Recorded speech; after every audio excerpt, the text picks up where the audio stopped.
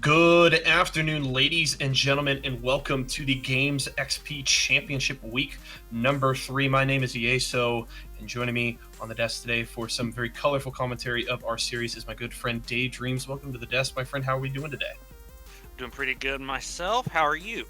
I'm doing very well. Excited to get back into the swing of things. My first cast of the season here, and under all the new branding and stuff. So, going to be very fun. We are bringing to you folks a matchup between NFG and Full Send Gaming here tonight. A best of 3 between the 7th and 5th placed teams currently in the standings. And as we kick off things with Pro Draft here, NFG will be on the blue side for game number 1, and Full Send is on the red side. Early bans hitting some carries. Anivia banded away by NFG, and Graves taken off the board by Full Send. Yeah, and they're going to follow that up with a Nocturne ban as well. So, Jungler's getting targeted pretty early on in the draft. I think that Anivia ban is definitely going for Chrismeister, as he plays that very, very well.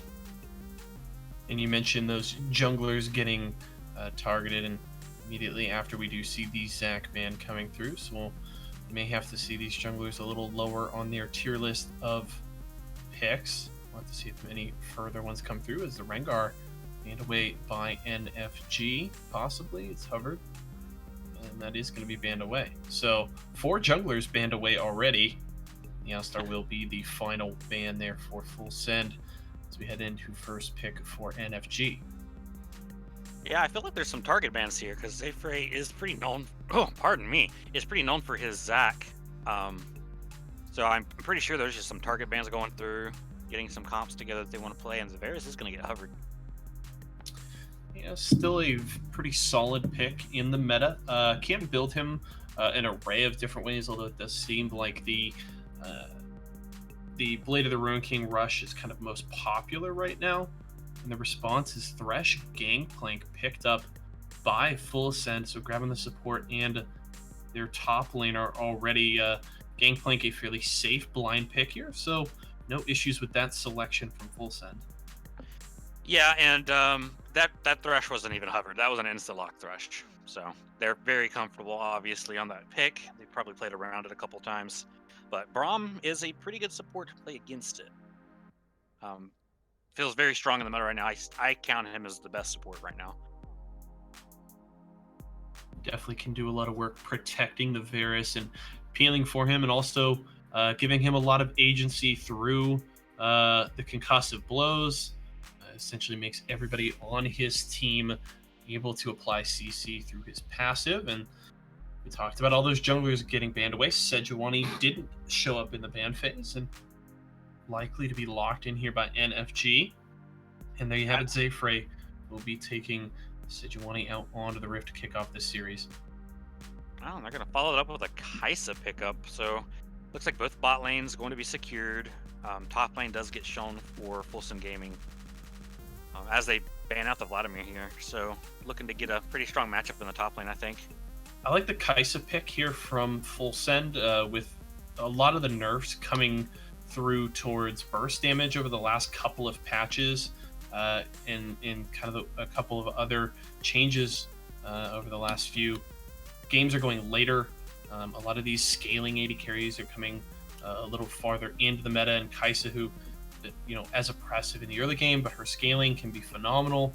Kaisa certainly can do very well as these games push later in the day. So not a bad pick there from Full Send. Rises. The second ban from FSG is Lee Sin was banned away by no Fs given. Yeah, I'm waiting to see what this last ban's going to be, because so far so good for Full Send Gaming. I think they're getting exactly what they want, and the Swain is actually going to be taken away. So, not wanting Chrismeister on the Swain in the mid lane. He does play a pretty mean one. So definitely a target ban, and it looks like they're going to be trying to round out their comp with a Pantheon jungle. Oh, I love it. The Pantheon has been coming back into the meta, a little bit in jungle, a little bit in top lane, and very excited to see somebody bringing that champion out here today to kick off this series. And as somebody who has been on the receiving end of that Pantheon jungle from Left Look Cook Larry, I'm not feeling too good for no F's given. Yeah, it could be a very rough first game here as they do lock in the Oriana.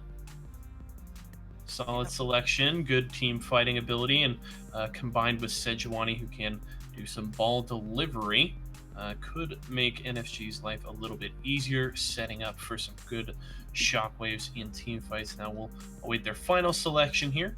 Their top laner, who do they want to send up against the Gangplank? Mundo is a fairly common pick into it, as he can do some good damage in the laning phase, but it actually is going to be the Kennen there, or NFG in the top lane. So solid, solid team fighting presence set up here by NFG. When you look at the top side of their map, and if they can peel for the Varus, you can do a lot of damage here. So interesting composition set up by NFG. What are your thoughts for the blue side team here in game number 1? I really like it. I like it that every single person on their team can start a fight. They all have lockdown. They all have CC.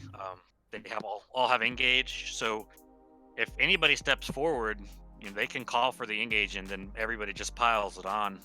If they can layer CC correctly, then this could be very scary for the side of Full Send Gaming, who have a lot of squishy members on their side. The Ari is going to be the last pick here for Full Send. Let's go to the mid lane there for Chrismeister. Matched up into the Oriana, so we'll have to see how that one plays out. But there are your compositions for our first game of the day here between No F's Given, Full Send Gaming. Interesting compositions here, and as we do get our last players in here, it appears we are ready to kick it right into normal draft. Just select all these champions, and then we'll be good to get right into game. I want to mention right now, take the opportunity, folks. Thank you so much for joining us here today. We appreciate all of your guys' support, and hope you guys are enjoying the first few weeks here of the Games XP Championship. If you guys do want to support us, make sure to follow and subscribe. Those buttons are at the top of your screen. Other ways to support us as well, you can consider donating. That link is down in the description. Make sure to check us out. If you guys want information on the league, see what teams we have, if you want to look at standings and all that kind of stuff, make sure to head over to gxpchampionship.com. You can get all of the info you need over there. Also, make sure to check us out on Twitter. We are at GamesXPC. We're also on YouTube at youtube.gxpchampionship.com, Facebook at GXP Championship, and if you guys do want to get in the Discord as well, that Discord link is on our Twitter, so make sure to check that out as well. Any further thoughts on the draft here as we start to see these champions locked in the actual champions like Daydreams? I can't help but really like No F's Given comp here. I love Braum Sejuani. I love the combo there, as they can layer their 2 CC abilities onto each other, and I really think that Full Send Gaming is going to have to watch out and get a lead early. Otherwise, I don't know how they're going to do mid game.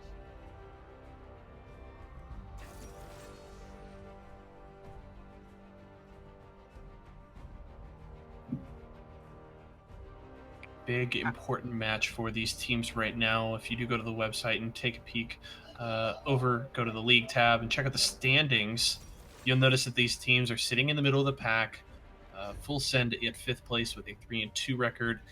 No F's Given in 7th with a 2-2 record. And despite being seemingly so low in the standings, this match is actually extremely important considering the success of White Lotus so far this season.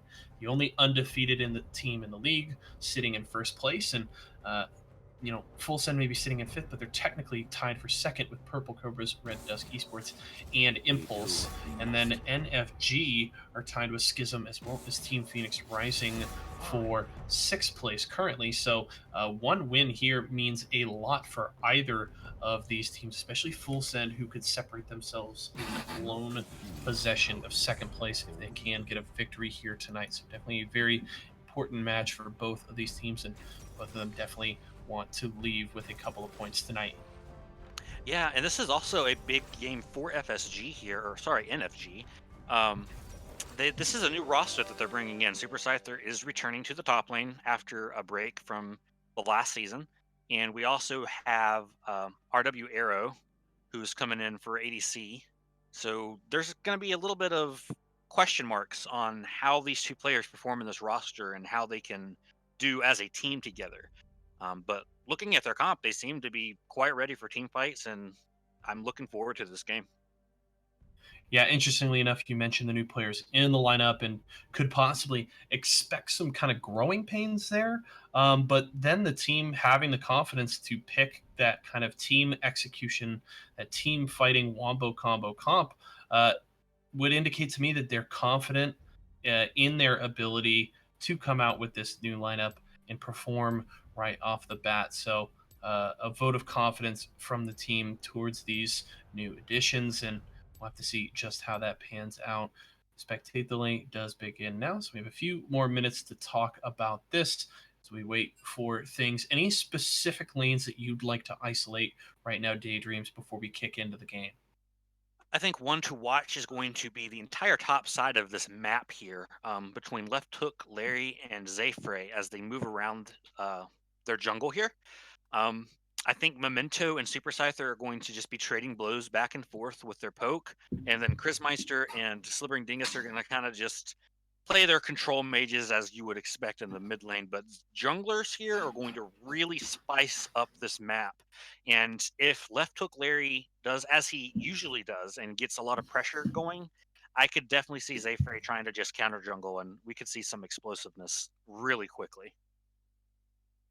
Could be very fun. Pantheon, um, with not the spiciest of ganks, but if he can get a flank and just some good pathing to any of these lanes, that stun setup and all the bursts that he does bring to the table can do a lot of work towards getting some early kills in these lanes. So I'll be curious to see where he wants to focus his attention in the early game and who he is specifically trying to snowball. My best guess would be Chrismeister or possibly Snippet. My best guess, Menta most likely going to be left alone in the early game for the most part, unless Super Scyther is putting a lot of pressure on the top lane. That Gangplank typically are content to let him scale, let him take his time and get some items under his belt. So left hook Larry, maybe mid lane around Chris Meister's Ari is where he wants to spend his time to try and get that mage snowballing and put Slithering Dingus in an early hole. Yeah, for sure. And I want to mention that both mid laners are aware of this fact, and they have both opted for the cleanse summoner spell here. Um, so both of them are pretty have the game sense to know that they are probably going to be a focal point in this game, and they have prepared for that. The bot lane, though, I did want to mention that Kaisa Thresh here, while you would think Kaisa doesn't have a whole lot of kill pressure, if she can proc her passive onto somebody, it's a lot of burst damage. And with Thresh's burst damage as well, and him taking Ignite, if they catch JS for Penguin unaware and get a good hook onto the Varus, it could actually be a very quick first blood here. We'll have to see how things pan out here, but as the spectator delay winds down, one last reminder before we kick this off. A couple of teams battling to move their way up the standings here. A big matchup between No S Given and Full Send Gaming. Before we kick it to game number one, we're going to head to a word from our sponsors. My name is Tim Borseth, and I own and operate Games XP in Decorah, Iowa. Games XP is a geek paradise. We carry everything from Pong and Atari all the way to Xbox One and PS4, and all the games that would go with those consoles as well. We also carry a ton of movies. We have handheld games. We have Magic the Gathering, Yu-Gi-Oh!, Pokemon. We have D&D and Pathfinder.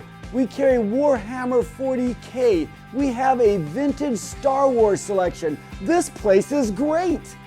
My wife and I have had 6 kids, and they are so much fun to work with here at the store. They run the store as much as I do. And we now repair cell phones, game consoles, computers, and small electronics. Our store is instant fun. Not only is there cool music and cool stuff to look at, but we have a game room. that is so much fun. It's free to play, and you just plug in your game system and enjoy life. The GXP motto is bringing joy to people's lives through our products, people, and a place to play. So you have got to come to Decorah, Iowa and check out Games XP and experience this geek gaming paradise.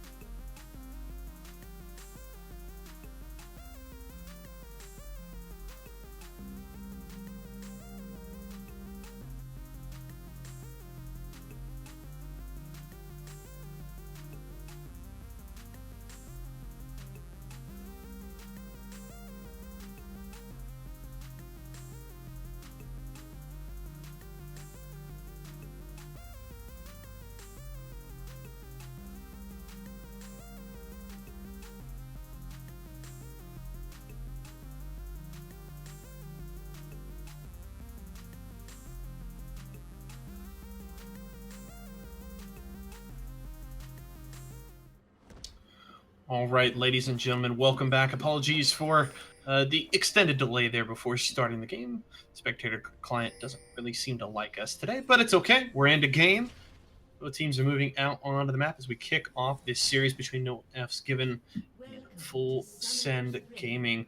Looks like 5-man invade set up by both teams on opposite sides of the map, so my best guess, we're not going to see a lot of spiciness at level 1. No, we saw the pings going down from both teams wanting to invade through the respective tri-bushes on either side of it. And both teams have pretty good invade with the Pantheon Stun, Thresh Hook, Braum, as a champion. Enough said, don't need to go into detail. Best invading support in my opinion. So OP. Get those concussive blows. FSG is going to move in towards the red buff and see nothing. NFG has already started to channel some of their backs. And possibly a camp set up here by FSG. We'll have to see how long they want to wait. Memento starts to channel us back. The team instead moves together. The bot lane of NFG is on their way down, following their minion wave, and FSG will now retreat to their side of the map. And sadly, Memento's actually getting a really late start here. He's probably going to have to use his teleport, which post-teleport nerfs is actually very detrimental to the gangplank. I would say if Zayfrey can get to the top side... Oh, he's going to walk back. Wow. Memento going to sacrifice some early gold and experience to save his teleport. Not sure if that is the right decision, but it is the one Memento will go with as he walks back to the top lane on his own volition. Yeah, he's either very confident in his laning, or he just didn't want to use that early game summoner in case he gets pushed out of lane. So one of the other.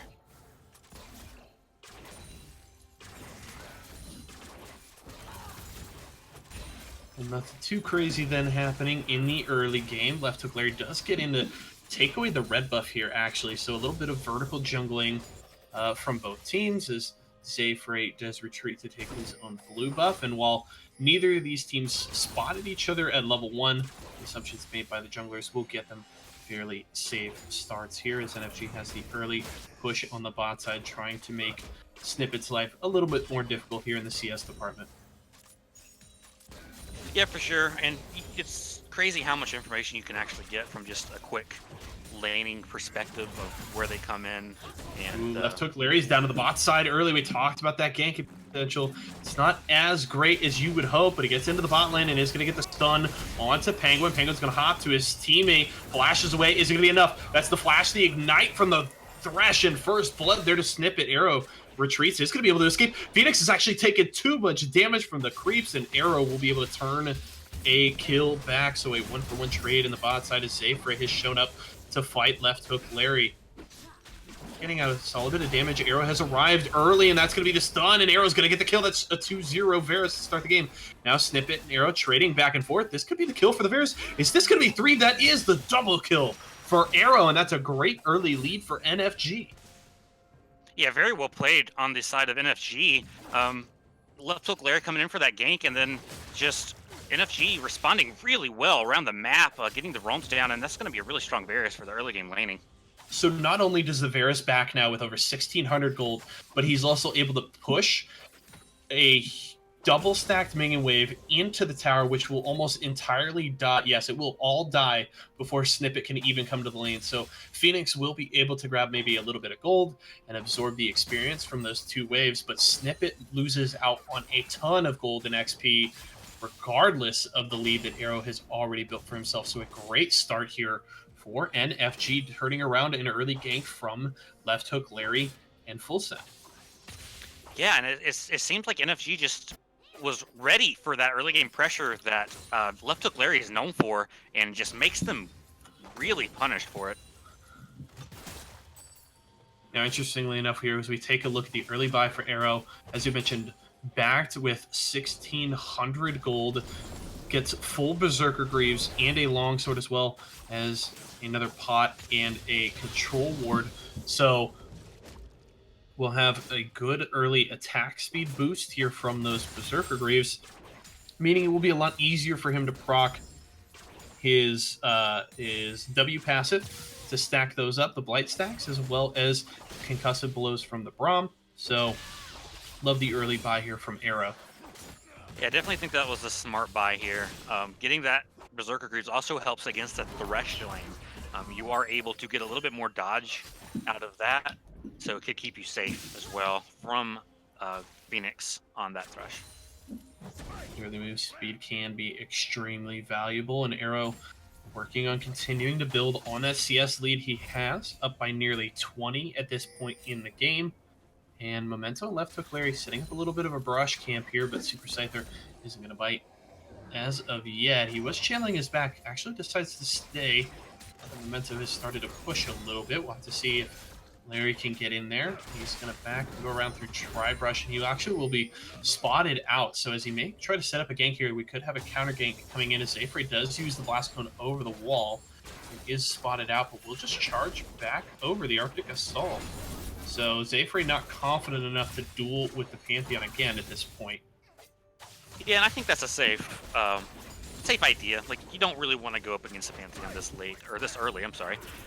Because the damage that he can do is pretty insane, and the execute on the Q, the spear shot, can catch you by surprise. Even as a tank.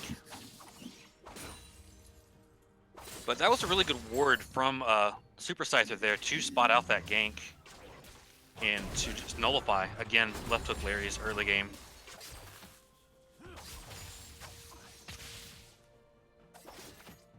Super Scyther holding his own in this lane so far. Memento playing very aggressively, and Super Scyther just maintaining a small lead in CS. My best guess is he'll wait to back and purchase his first pieces of items here before trying to go extremely aggressive onto the gangplank here, and also probably hoping to spot Pantheon on the other side of the map before taking any sort of aggressive action in this lane. Yeah, Super Scyther can bait out Memento actually really well with the cannon. That could be the flash ult there from Super Scyther after the cannon barrage is dropped by Memento. He's running from the Ignite, and that will be enough. Super Scyther with the solo kill. Yeah, that's exactly what I was just talking about. Wait a second, we got some action in the mid lane. Ooh, Dingus could be in trouble. Flash his way, but not quick enough. His left hook Larry will still land the stun, but the charm misses there for Christmeister. There's the Sombrero ultimate catches too, but it's not enough as left hook Larry grabs the kill on the NFG mid laner. Yeah, and good passing by the Pantheon there to get that gank on. And, you know, just action on two lanes. And like I was saying, the explosive top side of the map here as we get a solo kill in the top lane and then a really good gank in the mid lane. Yeah, pre-6, the Pantheon being heavily reliant on flanks for his ganks here, and does get that off, getting in behind Slithering Dingus thanks to a lack of ward coverage on that bottom side of the map. Ensures an early kill and closes that gold gap a little bit. NFG sitting up about 1,200 gold, maybe 1,100 at this point. A solid lead at 8.5 minutes, but not insurmountable by any stretch for FSG, especially considering the scaling in their composition. They are totally fine to have a little bit of a deficit now and look to scale towards the late game. Yeah, and Zayfrey actually getting this Rift Scuttler is surprising me a little bit. I guess Pantheon just wanted to get that red buff so he could put more pressure on the map, as he does have a pink ward in this Tri-Bush. Might be able to see a gank top lane here. And left hook Larry actually has hit level 6, so he has his ultimate available. My best guess is he's going to use it now. No, he's actually just going to walk in the lane. There's the smite. Gets the stun. Super Scyther burning down. He's not going to be able to escape here. Ooh, but there's a good ultimate from Zayfrey trying to protect his top laner. The shield from Slithering Dingus, and he's going to survive. Left hook Larry trying to escape from Zayfrey, but it won't be enough. Memento trying to flee as well, but he is likely to be chased down. Slithering Dingus with the kill, and that's the 2-0 turnaround from NFG. And once again, the roams from Slithering Dingus saving his team, and not to take away from Zayfrey's ult there, but seriously, this mid laner is actually all over this map, setting up plays and saying, left hook Larry, I can play early game too. Such a perfectly timed counter gank and roam from the side of NFG, getting there with Super Scyther sitting under 100 health just in time to save him, as well as secure 2 kills as they're fighting on the bot side. Heal is going to be forced out, but it's not enough as Arrow able to grab the kill onto Phoenix. That's the ult in from Snippet, tries to flash away, however, maybe overestimating himself. He gets caught by the Q from the Braum. The shield is up, and Arrow secures his 5th kill of the game. Oh, and I can't even talk about it. There's a gank in the mid lane. Dingus in big trouble. Left hook Larry's ultimate actually finishes off the kill. All the work done there by Chrismeister to burn through Slippery and Dingus' health bar, and the ultimate from the Pantheon finishes off the job. They're just trading blows back and forth. The mid lane ganks from the Pantheon, man dropping and just stealing that kill, really. And then the bot lane plays, like, I don't know what Snippet was thinking going into that, but obviously he thought that he might have gotten that kill, just dies for it. And left hook Larry, you know, he's trying to get something back for his team, trying to get that mid lane going, but unfortunately I don't know what's going to happen with, you know, him getting the kills and not the Ahri. Ahri's going to have to try and get a roam off to stop it. Yeah, interestingly enough, we talked about how mid lane maybe where he wants to spend his time as Super Scyther comes in, throws a Q, and just backs away, not content to not go for any sort of a dive here into Chrismeister. But we talked about how the mid lane was probably where Larry wanted to spend his time early to try and snowball the Ahri in. So far, it has worked out to an extent. Obviously, you would probably prefer to have those kills onto Chrismeister and have him with that early power and early gold, but it has been successful there. It's the fringes of the map that left hook Larry has not been able to get it done. Both of his ganks to the top and bottom lanes have not panned out and resulted in deaths. So maybe more focus around the mid lane is what FSG needs, as Chrismeister has looked good to start this game off. Yeah, it's been looking good. His lane has been good, but uh-oh, hang on. Ooh, Arrow Phoenix getting hitting in the brush. Yeah, that is going to be the hook from Arrow, and the cannon barrage come out, but Phoenix could be in big trouble. He gets caught by the Q. Over aggression from the Thresh will secure Arrow his 6th kill. Yeah, I know that feel. As a Thresh player, you want to try to get a play on that ADC who you think is just so weak and so squishy and is alone, and then, well, that happens, and he dies. And that looks like they're going to get the Rip Herald here for that play here, because left hook Larry is just clearing his Krugs, doesn't have any vision on this, so this should be a free Rip Herald. And at just 12.5 minutes into the game, that is already Berserker Greaves, a Blade of the Rune King, and what looks to be the pieces of a Rapid Fire Cannon or a Static Shiv for RW Arrow sitting on the dagger and the Brawler's Glove. So just such a phenomenal start from Arrow with the 6 kills, as well as a significant nearly 50 CS lead right now over Snippet. Yeah, and that lead is ridiculous, but we might be getting some aggression. Phoenix is looking to step forward, but the minion wave is going to just stop that in their tracks. I believe left hook Larry is trying to get an ult off for a gank. Yeah, he is going to back to base. Possibly look to make something happen here in the near future, but Arrow just looking so strong right now. And if I'm Snippet or Phoenix, I do not want to get caught by the Winter's Bite, but may happen anyway. Snippet's going to get caught by the Q, and here comes Arrow trying to get the stun. The auto attack will follow, but it's not enough to trigger concussive blows, but it should be enough to push Snippet and Phoenix out of lane. No, they're going to go back to defend the tower. The hook will miss from Phoenix, but here comes the ultimate, the man drop from left hook Larry, and this is going to be the 3v2. The ultimate from Snippet, they're trying to burn down Arrow, and it will succeed. That's the shutdown gold going over to left hook Larry, but here comes the rest of the team. The Glacial Prison will miss from Zayfrey, but they're able to catch out Snippet. Good ultimate there from Super Scyther. The other end of the fight, Snippet's going low. Silver Dingus has shown up. That's the shutdown onto Super Scyther, but down falls the AD carry as well as left hook Larry. Chrismeister trying to get away. The Shockwave will miss. Good charm will slow Zayfrey, but it's not enough. That's 4 kills for 3 and another 1 fight for NFG. Yeah, and again, it's just the mid laners roaming, setting up these plays. It was a really good initial start of the fight for FSG there. Left hook Larry gets a really good man drop on them and blows up Arrow before he can really do too much damage, but he did just enough for Snippet to be low. He goes down, and then you see NFG just kind of clean up as people just disrespect the roams that could come out. Uh-oh, the cannon barrage, is that going to secure a kill? Phoenix is going to get a walk in and 1 auto attack. Oh, that feels bad. The passive damage from Phoenix's Flay doing the job there to take out Zayfrey. Looks like Phoenix wants the chase. Will miss the death sentence, and Silvering Dingus will be able to escape here. So an unfortunate death there for Zayfrey. Tempting fate, stays a little too long in the cannon barrage with the assist as Phoenix grabs the kill on the NFG jungler. Now it looks like FSG wants to get the push going top side as they have spotted the NFG bot lane on the other side of the map, so they know they have some time here to push for this tower. Yeah, for sure. And I want to talk about that last team fight that we kind of saw there. I just want to highlight some of the plays that both supports attempted to do. Braum getting some pretty good passive stacks onto various members, but hang on, we may not have a time. Maybe another fight here. Yeah, Phoenix looking to make a play here. Does get the death sentence over the wall, but again, he's possibly caught out by JS for Penguin. Gonna be able to walk away, though, as Arrow was not confident enough to take the blast going over the wall. So Phoenix will just be able to back away. Yeah, for sure. I thought that might have gotten pretty explosive once again out of nowhere, but we do have a moment to catch our breaths here. And see how the map is going. Like, we have a 3k gold lead on the side of NFG, and you got all the outer towers out except for the mid lane, so they're going to want to try to crack that.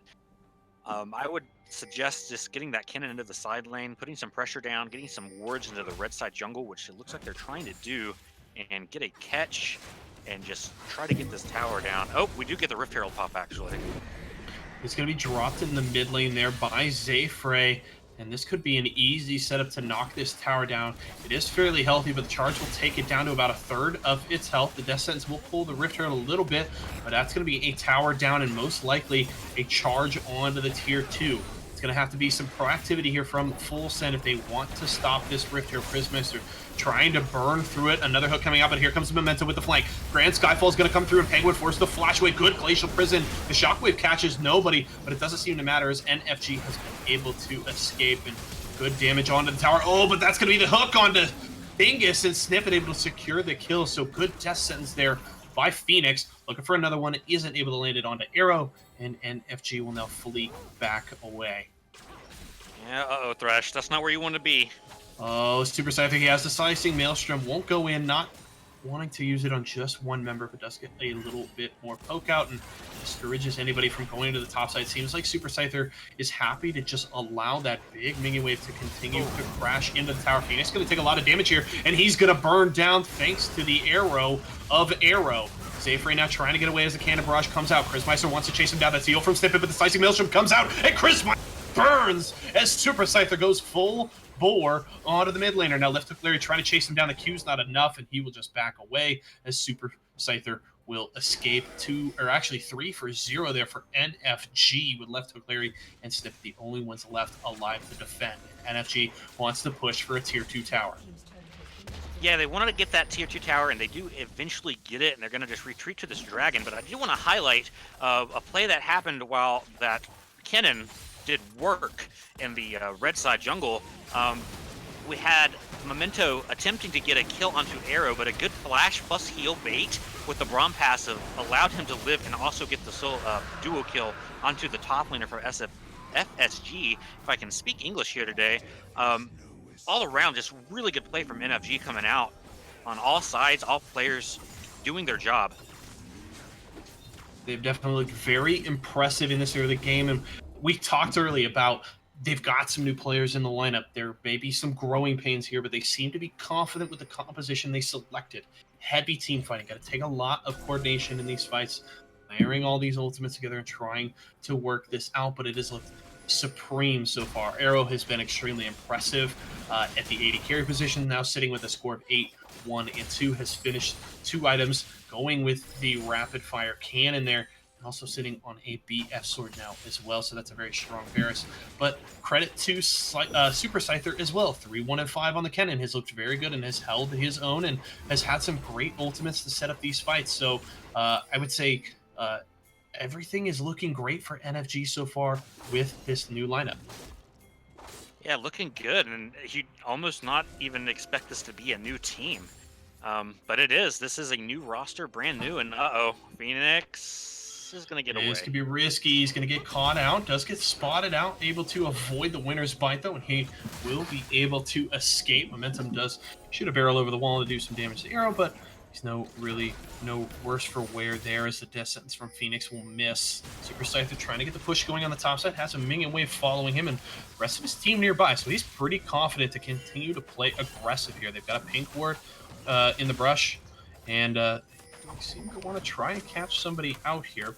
Won't work as NFG will just take the full team to the top side and look to push for another tower. The wave clear going to do enough to get them up to the tower fairly quickly, but here comes FSG for the defense. The death sentence misses as Phoenix will now have to wait. The charm does land though onto Jace for Penguin, and this could be bad. He's actually going to get burned down by Snippet, but Snippet's going to fall as well as a slicing maelstrom out of the tower with the shockwave, and 3 are dead from full send. But into the backline, left hook Larry trying to take down Dingus here. He's trying to run, but the spear will finish him off, so it's a 3 for 2. NFG has to retreat for the moment.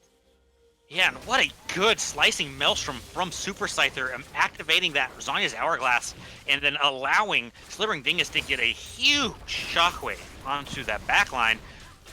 Yeah, I was about to say we might have a fight here, but yeah, just really good play on the side of NFG for that tower dive.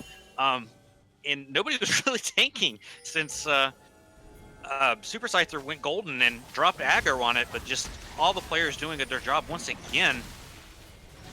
And it was really well played also by left hook Larry to get that flank on and to get at least one return kill on that side, and then also to get out safely. So credit to where credit is due.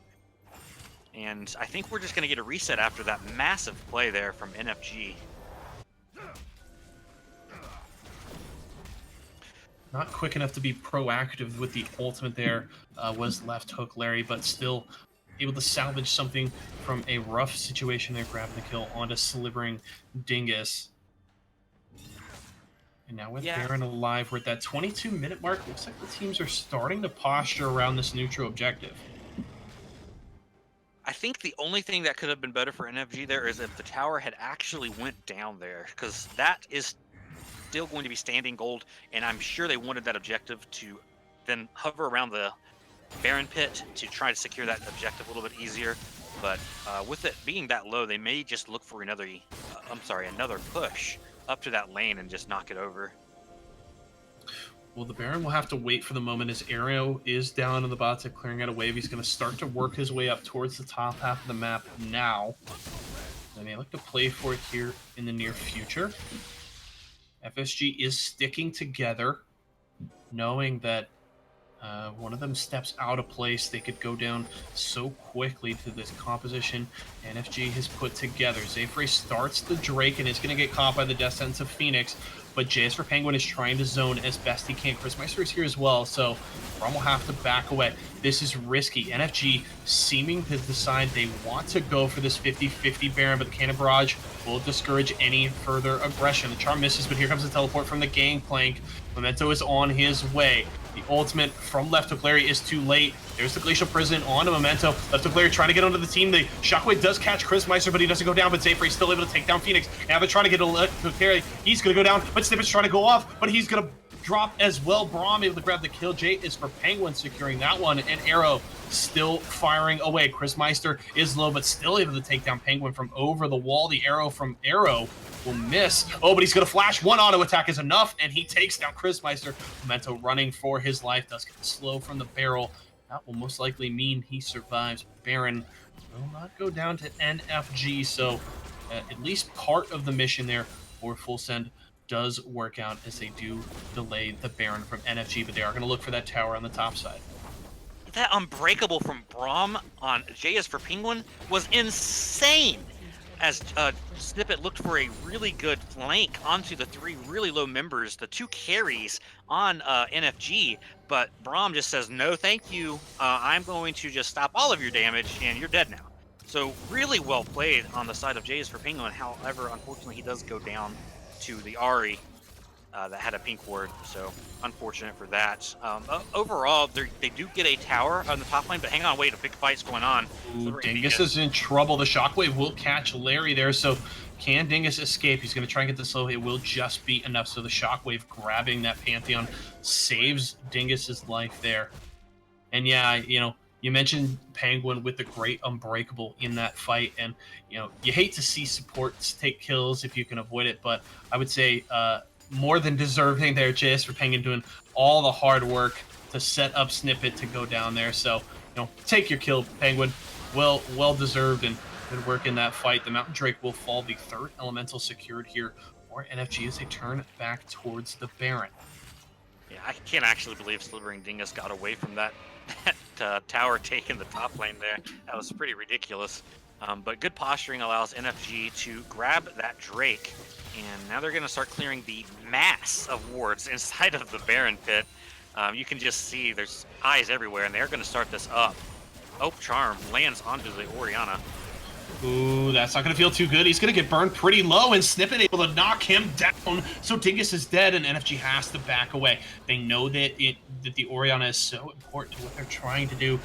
Aren't willing to risk the 4v5 team fight. Looks like Memento will go back down to the bottom side to kind of trim that wave down there and pick up that CS, knowing that his team should be just fine in the 4v4. And FSG actually recognizing they have the inside track on mid lane do head right there. Ooh, Penguin's got to be careful. He does get caught by the charm. No real damage coming through there. So good death sentence from Phoenix as he does catch Zayfrey, but FSG Buck just backs away. Yeah, good hook. Oh, okay. Good job. Let's say Zayfrey, be careful. They're just going to clear vision once again. Really a good unbreakable once again from JS for Penguin to stop that charm from doing a whole lot of damage, as Ari is to the point to where she can chunk even a support out, and they looks like they're going to start this Baron again. It is going to be spotted out as Snippet does get the shot over the wall. Penguin trying to clear out wards as best he can, but the cannon barrage comes out. The death sentence will miss. The Baron is at 3,000 health, but here comes left hook Larry, and he's just going to get pulled right out. The slicing maelstrom into multiple members. That's a good Zhonya's from Super Scyther, and he's actually going to escape any further damage. Good shockwave onto 3. That's going to be Snippet going down. They're turning on the rest of the team, and that's 3 kills for none in favor of NFG. They may not be able to take the Baron as all of their members are seemingly too low, but Dayfrey turns back onto it. He's pretty tanky, but this is certainly going to be risky. Prismeister has to back. Memento's pushing in the mid lane, but this may be Baron. Burning down quickly. Arrow doing a lot of damage here. Chris Meister going to try and get a kill, and he will take down Slithering Dingus. They will trade 1 for the Baron, though, as NFG secures that neutral objective finally at the 27.5-minute mark. Yeah, really well played by Chris Meister to get at least some kind of reward on the side of FSG. A little bit of disrespect, I feel, from NFG not clearing that pink ward in the back for vision. But as it is, 4 of their members are going to have that Baron, and the most important member is Super Scyther, who is going to be able to get that split push going on a side lane. Yeah, Super Scyther with the teleport advantage right now as Mementos is on cooldown, so he can go to that side lane, force somebody to come and respect him, and then teleport to join his team. And he has chosen to go to the bot side to get that push going and look for the final tier 2 tower for full send, as the rest of the team will look to group near mid lane. And gonna set up this split push here. Honestly, they have such a good split push, as Super Scyther is quite strong.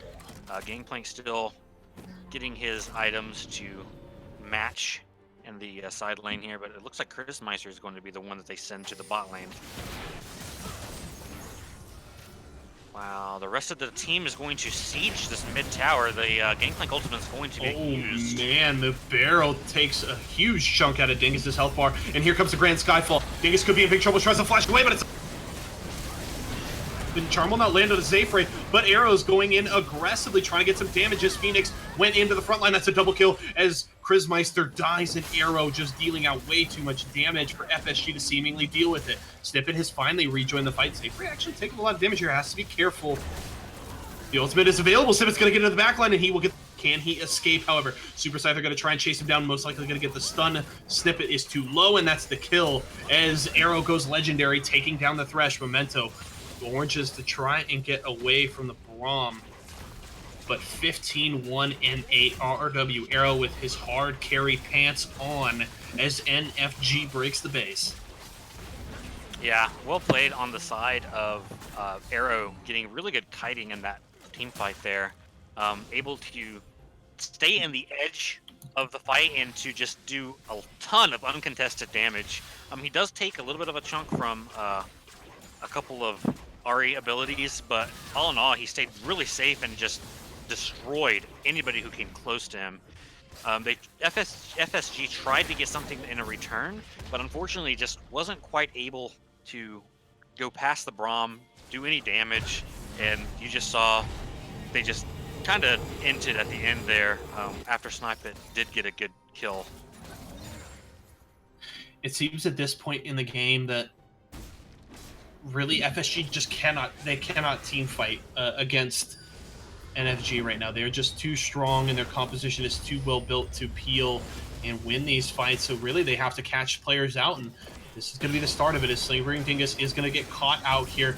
The Shockwave will not be enough as Memento is able to secure the kill, and that's what Full Send needs to play around. They need to get picks, get some numbers advantages before these fights, because the straight 5v5s just will not work. Drake is up in 8 seconds. He is going to be a third Ocean Drake here for NFG, so it's going to be difficult for FSG to get them off of the map, because they're just going to have so much out of combat sustain from this triple stacked Ocean Drake. Yeah, triple Ocean is going to make sieging a breeze on the side of no F's given. And, you know, as well as they're doing, they do need to be mindful of where their position is on the map, because that's like the third time now that Slippery Dingus has gotten caught out. The second time he was able to get a good escape off, but that time he just died, and he is an important part of the NFG team fight, so he needs to be a little bit more mindful, be a little bit more careful. And if he does that, I don't see NFG dropping this game, just with being how strong they are now, almost up 10k gold.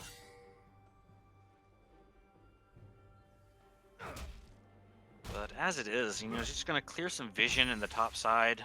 It does look like that is where NFG is going to want to fight and push in. I do want to highlight that Arrow does have the GA now, so even if they do kill him, he may still be able to carry a team fight, as that revive will just put him back in. Yeah, at this point, Arrow is fully built, level 16, just waiting for those last 2 levels to be at his complete full build power here.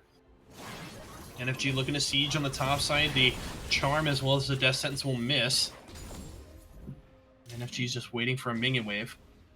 Yeah, I don't quite agree with the siege in the top lane, as Baron will be up in 1:30.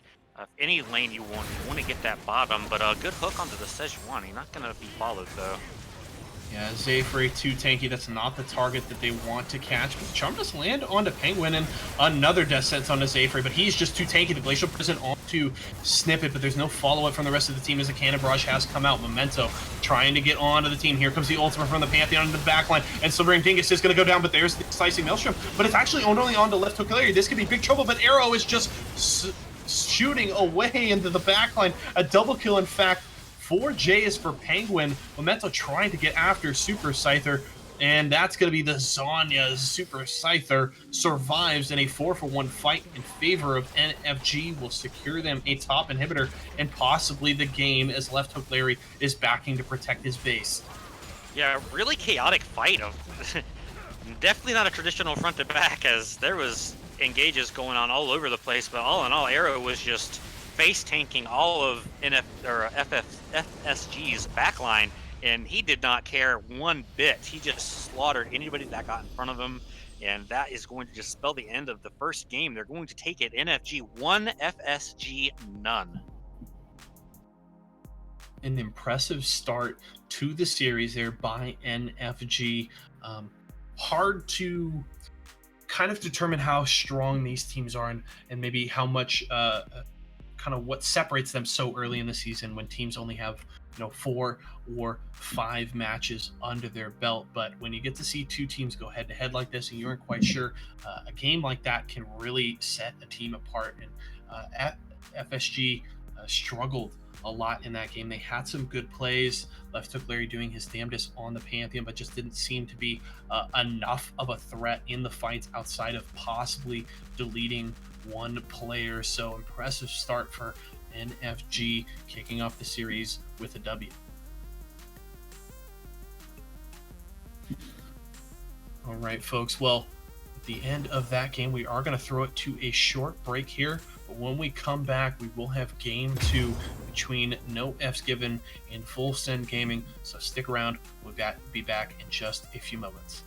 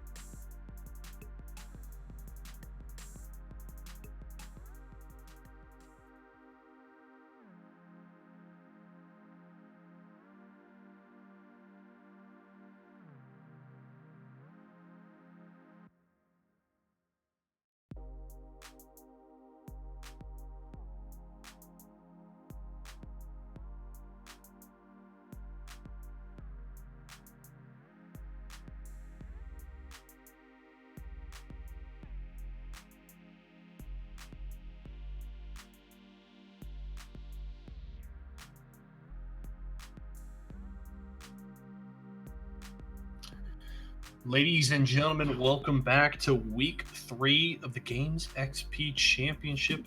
Yeso here, my good friend Daydreams on the cast. And after an interesting first game with NFG, an impressive performance to snatch the lead in this series over FSG, good start as we prepare to head into draft for game number 2, Daydreams. I want to hear from you on what kind of adjustments you want to see from FSG in the draft to possibly get this series back to even. Well, I think that they started off on the whole series with a really good play. Like, they wanted to get the bot lane rolling, or at least to a point to where Kaisa can scale. I think they need to just repeat that and just get a better respect on an early game vision on the mid lane, because that mid lane roam is what really turned that whole fight around. Possibly give a little bit more respect to Arrow on his possibly best champ. He is a pretty good Varus. Maybe they just expected him to pick something else, as Varus isn't quite as common right now. But maybe try to focus either on bot lane or on a whole nother lane to get a bigger lead somewhere else.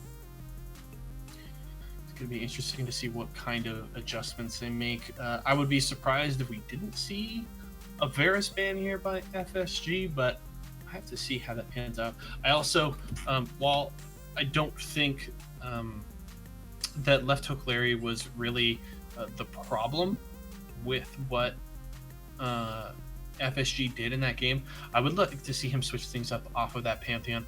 I don't think it was nearly as effective as it needed to be, and I'd like to see something with a little more ganking agency and maybe something with a little more team fighting presence than just going back to take out one player. But we'll have to see as the bans have begun for our second game of the day. And there you have it. Not waiting at all. FSG bans the Varus away immediately.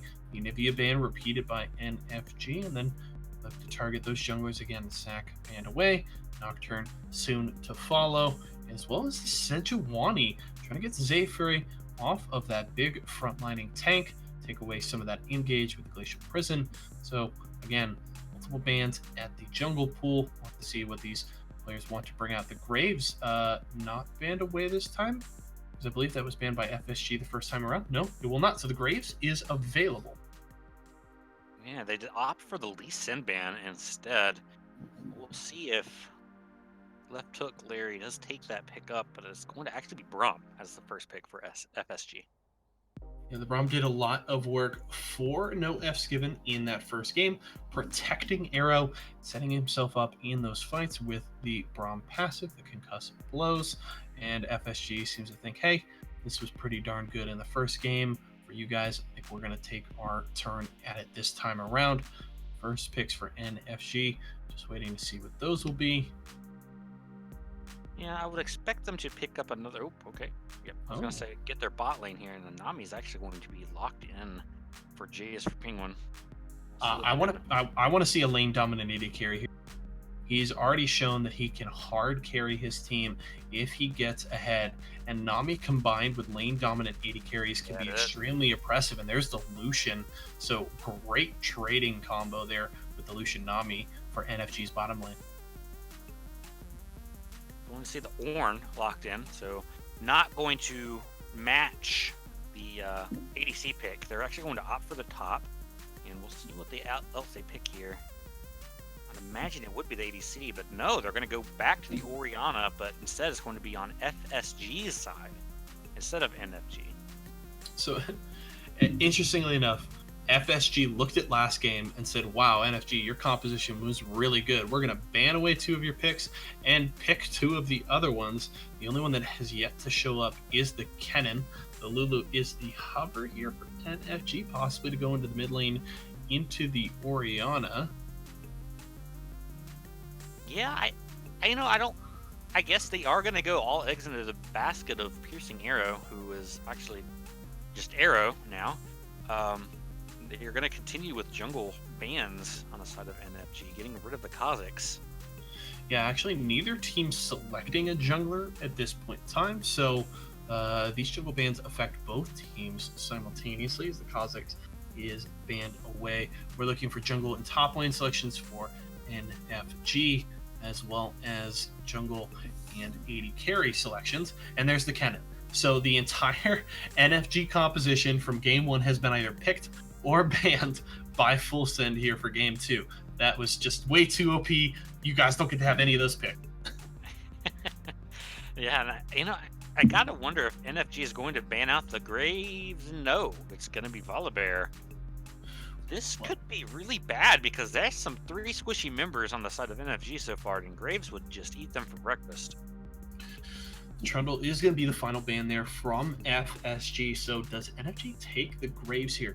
They certainly could to take it away, but you would definitely need a big frontline tank in the top lane to go against the Ornn there. The Gnar is the hover now. Typically being built heavily for the 1v1 in the split push, and that's going to be locked in. Okay, so I kind of questioning the draft so far from NFG, but maybe this is going to just work for them. They're going to pull out something that we've never seen before. But I'm not sure why you would pick a double support for a Lucian. That's generally not what you would do, but maybe they're just going to have another hard carry in the jungle and just try and end this game before it could even begin. But we do get the Misfortune lock in, so that's going to put a lot of trading into that bot lane. Now we have to see what the last pick is here. We mentioned the Graves, not banned away, still available for Full Send. Do they want to grab it? They actually already have a pretty solid front line here, good damage between the Orion and the Misfortune, and it is going to be the Graves.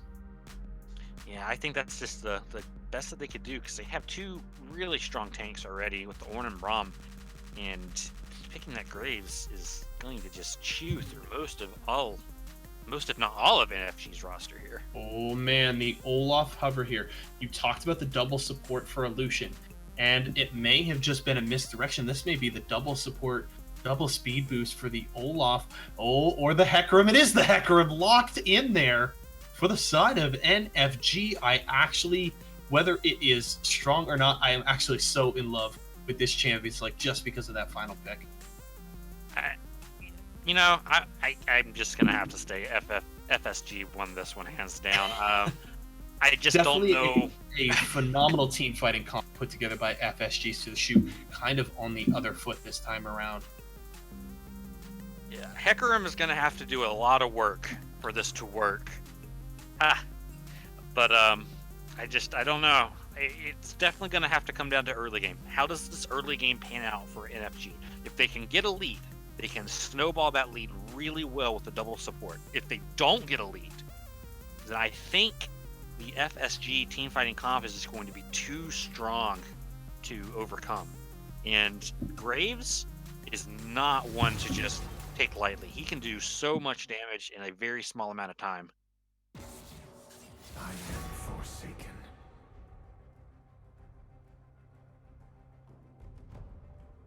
So, as it seems like you really like that Hecarim pick. Are you going to be saying NFG for the win here? Or... I'm not, and it's not even necessarily off like the strength of that draft. I love the pick with what they have selected, and I love the kind of maybe the little bit of misdirection because we were sitting there thinking, man, like double support with a Lucian. I don't know about that, but you get the double support with the Hecarim charging into the backline and all the speed boosts he can get. The Gnar can be very oppressive in a side lane, and the should actually lane fairly well into the Ornn. So, as you mentioned, especially in the early to mid game, there's a lot of things that NFG does have going for them. But if they do get behind, they're in big trouble because you're right.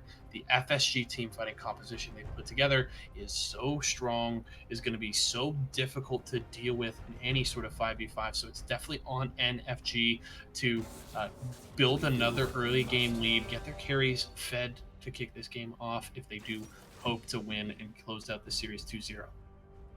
Yeah. Okay. Well, I actually like both drafts, but I have to lean towards FSG here. I just think giving left hook Larry Graves kind of questionable, and the fact that it got all the way to the last pick in the entire draft is just baffling to me. But as it is, this is going to be a fun game to watch. Couldn't agree more here.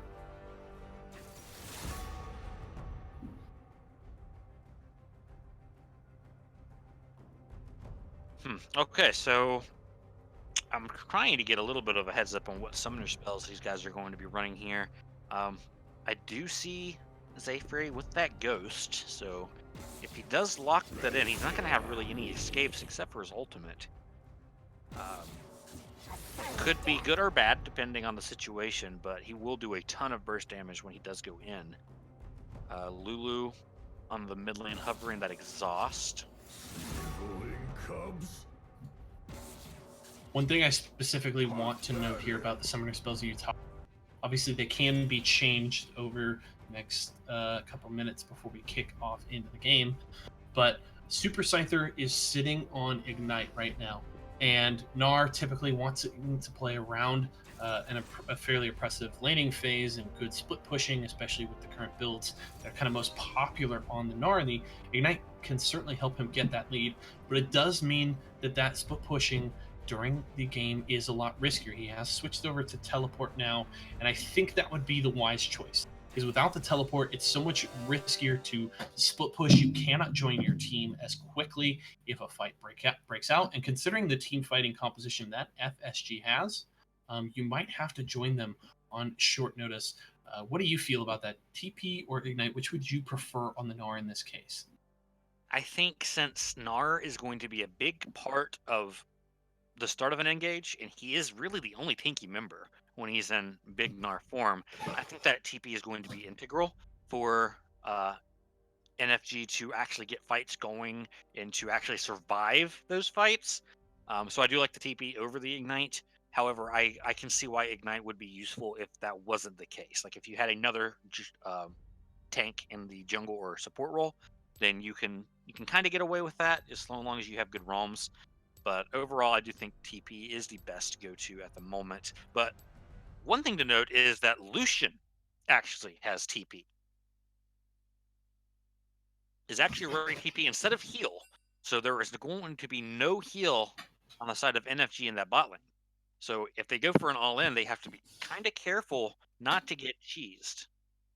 And an extremely interesting decision in the bot lane specifically. Obviously, a couple patches ago, we saw the nerf to teleport, increasing that cooldown, and the balance team taking an extra step towards trying to discourage teleport in the bottom lane by actually buffing heal on this last patch, reducing its cooldown by 30 seconds. So the uptime for heal is so much more in these games now, and it's why you're seeing a lot of marksman, AD carried players returning to the heal frequently. So, but Arrow wanting to have that teleport, wanting to have a little bit more map pressure here. So we'll have to see how that pans out. Yeah, I guess also it helps against the misfortune lane, as if she does happen to get a really good double up and you do just disappear your health bar, you can TP back in. It's obviously not optimal, but it could work in a pinch. But another thing that people are going to have to be on the lookout for on FSG's side is a random Lucian teleport into a fight that's happening, as an ADC popping into a fight early can really turn the tides instantly. So I'm really interested to see how Arrow is going to utilize the summoner spell and to see if this is going to be worth picking. Gonna be interesting to see.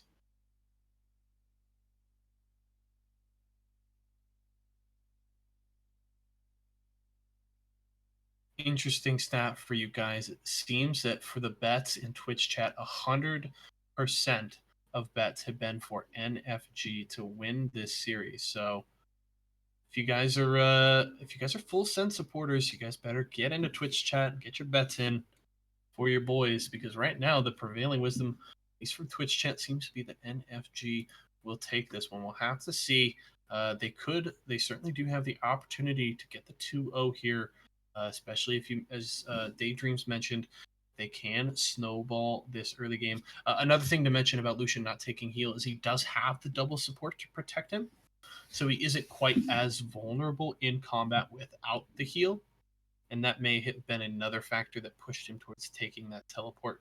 But we'll just have to see how it plays out, and if Arrow can have another insane carry performance like he did last game. One last reminder, folks, to support us, make sure you follow and subscribe, consider donating, follow us at Games XP on Twitter, and we're going to head it to a word from our sponsors. And I own and operate Games XP in Decorah, Iowa. Games XP is a geek paradise. We carry everything from Pong and Atari all the way to Xbox One and PS4, and all the games that would go with those consoles as well. We also carry a ton of movies. We have handheld games. We have Magic the Gathering, Yu-Gi-Oh!, Pokemon. We have D&D and Pathfinder. We carry Warhammer 40K. We have a vintage Star Wars selection. This place is great. My wife and I have had 6 kids, and they are so much fun to work with here at the store. They run the store as much as I do. And we now repair cell phones, game consoles, computers, and small electronics. Our store is instant fun. Not only is there cool music and cool stuff to look at, but we have a game room that is so much fun. It's free to play, and you just plug in your game system and enjoy life. The Game XP motto is bringing joy to people's lives through our products, people, and a place to play. So you have got to come to Decorah, Iowa and check out Games XP and experience this geek gaming paradise.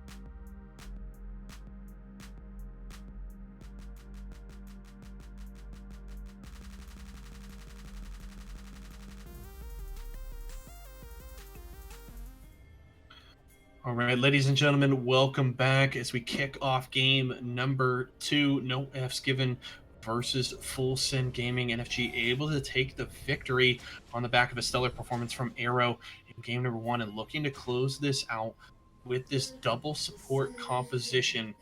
Looks like a lot of weight going to be on the shoulders of Zayfrey and Arrow to carry this game. We'll have to see how it goes as both teams split out to a line of scrimmage start here at the beginning of the game. Dingus may have to be careful. Might take some damage here from Chris Meister's Oriana, but just strolling around in the river. Oh, Chris with the great early start gets the damage off, and Dingus in an early hole. Rough start for the Lulu. Didn't even get an auto trade. Back off. Feels bad. Just gonna get that health back. Not gonna be hurt her too much though.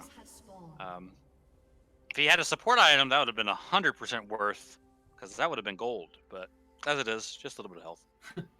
So solo lane support items are so 2 seasons ago. You got me there. All right, so looks like Ornn and Super Scythe are kind of just gonna pass by each other, say hello, do some nice top laner things.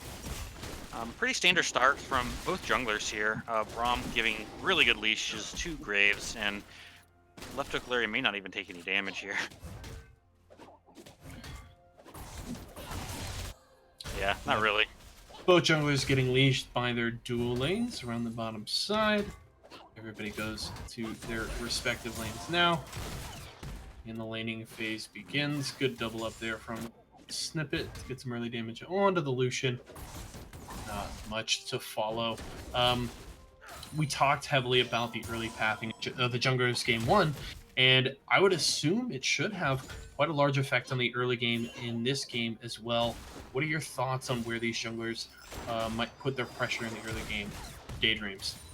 I think Left Hook Larry is going to be wanting to play around their mid lane once again. Lulu's very squishy, so if he can get some damage down and then Orianna follows that up, they should be able to just 100 to 0 Slithering Dingus. She does have exhaust, so that could be a little bit easier said than done. But with the pathing so far, Left Hook Larry is definitely not scared of getting in there, getting aggressive, and taking stuff away. Interesting path from Zayfrey here, opting to go for his Gromp and then to Rift Scuttler. He's going to miss out on most of his Raptors, but we'll spot out Left Hook Larry there now. And we may get some action. Yeah, we are seeing a fight on the top side of Super Scyther actually losing out in an early trade with Memento, but also fighting around the mid lane if directed camera wants to take us over there. It doesn't seem like it wants to, but it's like, there's nothing's going on over there. It's fine. Yeah, Ward is going to spot out Left Hook Larry. Gonna start this red buff. No fear at all from Graves here. Good trades across the map. Zayfrey trying to get on the Left Hook Larry, but a lot of damage here. He could be in big trouble. Activates the Ghost. Larry not going to be able to finish off that kill, so Zayfrey uses the Summoner spell, able to just gallop away from that, but that will mean a red buff here for Larry as Memento gives him the leash. Yeah, well played on the side of FSG this time. Knowing that Graves is a very strong early game jungler and putting that pressure on him, Orin does a good job of coming to support his lane, and Chris Meister on this Orianna's early game damage is also pretty strong, so they're just able to bully Zayfrey out of his jungle, which is really unfortunate for him. We talked about how important the early game was going to be for NFG, and while it's still extremely early and not can't really draw any definitive conclusions, it has not been a good start here for NFG outside of maybe the bottom lane, as it looks like Arrow and Penguin have been doing a pretty good job pushing in FSG's dual lane so far. Yeah, but honestly, FSG is going to be pretty happy to just kind of let this... Ooh, that's a good trade. Ooh, wow. Yeah, those empowered auto attacks on Arrow, so strong when he is choosing to aggressively trade. Yeah, Zayfrey actually gets an early the flash out of Chrismeister, so Zayfrey trying to make his presence felt within the lanes despite getting bullied out a little bit in that early invade. And that's going to be eyes on to Left Hook Larry on this Graves. Uh-oh, they do get spotted at the Lulu, so this roam is going to do nothing. Does look like they're going to try to fight over this. Oh, a lot of damage. Taking a lot of damage, but the polymorph turned around on the Left Hook Larry does mean he's in a little bit of trouble. Phoenix flashes in to get the winner's bite, but there's no follow-up, and Penguin is here as well. Arrow on his way. The bubble actually misses. Good dash there from Larry. Dingus is low. He's got to be careful. Good body block from Zayfrey will mean the winner's spike does not hit Lulu, and NFG will escape. No casualties as of yet. Got everybody roaming up to this Rift Scuttler, feeling very popular this game as Graves was looking to deny even more from Zayfrey, but a good smite comes in from the NFG jungler, and he's just going to go back to trying to farm that jungle, catch up. He is still slightly behind. Super Scyther wanted to get the Gnar into the wall, but actually whiffs as Memento just able to walk away from the ultimate. Yeah, and meanwhile, Zayfrey looking mid once again, knowing that Chrismeister was pushed up. Nothing's going to come up from it, and Lulu is attempting to freeze her lane. Super Scyther could be in big trouble. Here comes the call of the Forge God. That's going to be the knock-up, the passive proc, and that's first blood for Memento in the solo kill top lane. Good start there for the Ornn. Yeah, and good awareness by Memento, knowing that Super Scyther did use that Gnar to try and kill him and did miss that, but Memento's saying, well, I'm just going to kill you now with my own ult, and I won't miss this one. We are going to get the TP out of Super Scyther, though. So TP down, see what Memento chooses to do. I would assume he would just go ahead and use his TP, but they may be wanting to try to set up something in the bot lane since it is going to be a Mountain Dragon as the first to spawn. I say as Memento TP's back in the lane, so never mind. And Arrow gets those empowered auto attacks from Penguin's Nami and is able to dash in and take away nearly half of Snippet's health there in just one rotation of spells. So the Lucian, very oppressive right now in the laning phase, has hit level 6, has that strength, and they could maybe look to play aggressively here, although they are going to clear out the wave and maybe turn for Drake. Zayfrey's nearby, but I think they have enough to take it yet. Not enough pressure on the map. A really good double up by Snippet there. Takes Sarah to half health, but Nami is a champion. She does exist. Yes, she does. Back up. This could be some early action on to this dragon here. And this is a good time for NFG to pressure this dragon, as their bot lane is level 6, or the Lucian is level 6. Oh, this could be big trouble. That's going to be the shockwave. It actually misses. Good ult from Zayfrey to escape, as Left Hook Larry had good timing to get to the mid lane, so they will force out the Hecarim ultimate there, but no summoner spells. And once again, I think that was just Left Hook Larry getting into that jungle, getting into a better gank position. And that does force out the Zayfrey's ultimate. As we did say, the flash does not help him, since he did not take it onto this Hecarim. And with a timer on red buff, it looks like Graves is going to want to take this away from Hecarim once again. And if this happens, this could be really good to set up Graves into this mid game, as Zayfrey doesn't even get to see that he's in the bush here. Oh, and he could be in big trouble here. Left Hook Larry does have the ultimate available, but Zayfrey's going to go in, and that's way too over-aggressive. Dingus may be able to secure a kill, does use the exhaust, but Chris Meister is here as well. That's going to be the wild growth, but Submarine Dingus has to flash away, is able to secure the kill, but it's just a buff transfer there, as that's the kill for Chris Meister's Orianna. Now, Super Scyther gnars Memento into the wall, but is it going to be enough? He has gone mini, but he may take more damage here. Yes, he will. That's the Ignite over the wall from Prismeister. Can they secure the kill? Scyther trying to get away, trying to get the slows from the Q as they're trading on the bot side as well. Arrow wants to get some damage onto Phoenix, but he throws up the Unbreakable and blocks a lot of that. Super Scyther escapes in the top side with his life, but still, good fight there for full send, and they've got the early lead by about 1,000 gold. Yeah, really well played by Super Scyther there, getting that Gnar to stop Memento from using his Call of the Forge God, and actually probably saves his life, as Ornn did miss his Volcanic Rupture into the bush to slow Super Scyther down there.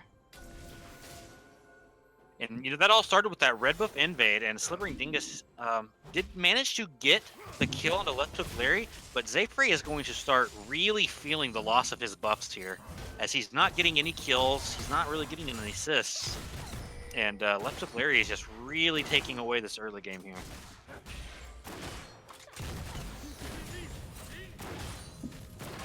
Yeah, we weren't sure about the decision to leave the Graves open, and so far it is looking like not going to work out in this game for the side of NFG, as Left Hook Larry has just had so much presence on the map this early on. Doing some good things so far. Wave clear in the mid lane. Chris Meister trying to get the push going and keep Slithering Dingus CSing under his tower. And now Larry is feeling confident, looking for the invade. Zayfrey sitting about 2/3 health, doesn't really want to contest the Graves here, knowing that he will lose just about any duel at this point. He is nowhere near tanky enough to deal with him as of yet. And he's getting bullied out of his own jungle. It feels bad, but at the same time, you don't really have a choice, as Graves is just so strong at the moment.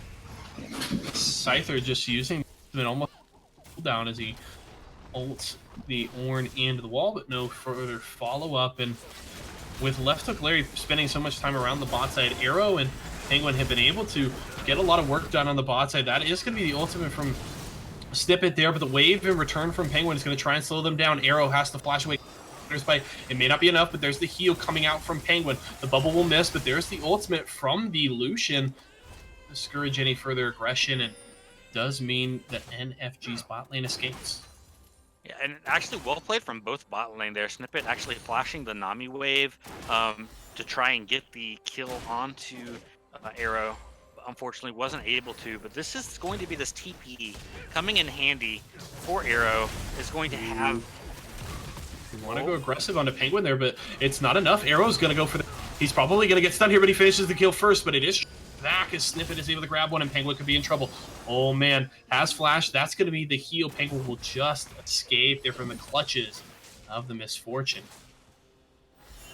Yep, Here comes Zayfree to the bot side. Here comes the Predator in the ultimate. That's going to be the fear, and does he have enough damage? He's going to get the charge back, and that is going to be it. Snippet will fall, and Slithering Dingus actually able to get the kill, so Zayfree giving that one over to his mid lane.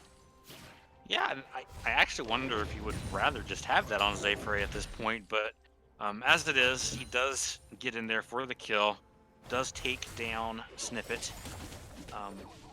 Was really well played by Snippet to try and not give over the assist, but it just wasn't enough time. Slippery Dingus did get down there, and that's going to be a really good play by NFG in that bot lane to get back into this game. Super Scyther struggling in this top lane right now, down about 20 CS at this point, as well as the kill for Memento. So Benar not looking as good in this laning phase. Zayfree could be in trouble. That's going to be the shockwave and the ultimate. Just the first half of it from Memento secures the kill there on Zayfree, who it just is too squishy this early in the game. It seems like every time he shows on any wards for full send that they're just collapsing on the Hecarim. Definitely pick on Zayfree game here on the side of FSG. I think they think that if they can just keep this Hecarim down, then the comp isn't going to really work. And they'd be pretty right, because Lucian isn't really getting too fed off of this early game. He's up 30 CS, but doesn't have a whole lot of kills. Misfortune is going to continue scaling into a teamfight monster. So I'm interested to see what NFG is going to do to try and get this late game as an engage happens with the Lucian ult. Yeah, a lot of it blocked, though, by the Unbreakable, and Zayfree's in trouble again, having to just run away as fast as he can. Dingus is here, but this is a 3v2. That's big trouble. That's going to be the Wild Growth onto Zayfree, but he's ignited. It's not going to be enough. That's the kill from Memento. 3-0 on this Ornn, and Zayfree can't even go farm his own jungle. Yeah, Zayfree, that's not your jungle anymore, bud. That's actually all Left Hook Larry's jungle. You don't have a jungle anymore. At this point, I don't know what. Oh, uh-oh. Penguin flashes away, and Phoenix actually going to be able to finish that off with the dubstep ignite. Arrow going to get collapsed on thanks to the teleport. Memento trying to chase him down, and will finish off his 4th kill of the game as NFG just looks to be in shambles in this early game. Yeah, and like honestly, this is why Hecarim isn't really picked a whole lot right now. Doesn't have a whole lot of help in the... Oh, Super Scyther going pretty aggressive on Left Hook Larry in the top lane. FSG's looking for the push on this bottom lane tier 1. Zayfree's nearby, but there's no way that he can defend this tower, and it will fall. So first tower gold will go over to full set. Yeah, and they may look for this dragon as well, since Zayfree is actually very, very, very far behind. Graves is not with them, however, so they may just opt to just get deep wards in and push to another lane or reset.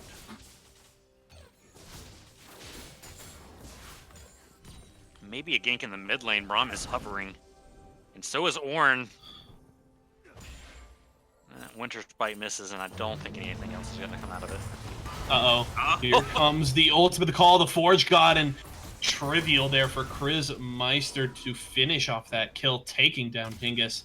And this composition, this draft for NFG just falling apart at the seams as the early game has gone nowhere near their way. Arrow is able to secure a tower on the bottom side, but it's just a small consolation prize for the beating that NFG has taken in this early game in the hands of Full Send.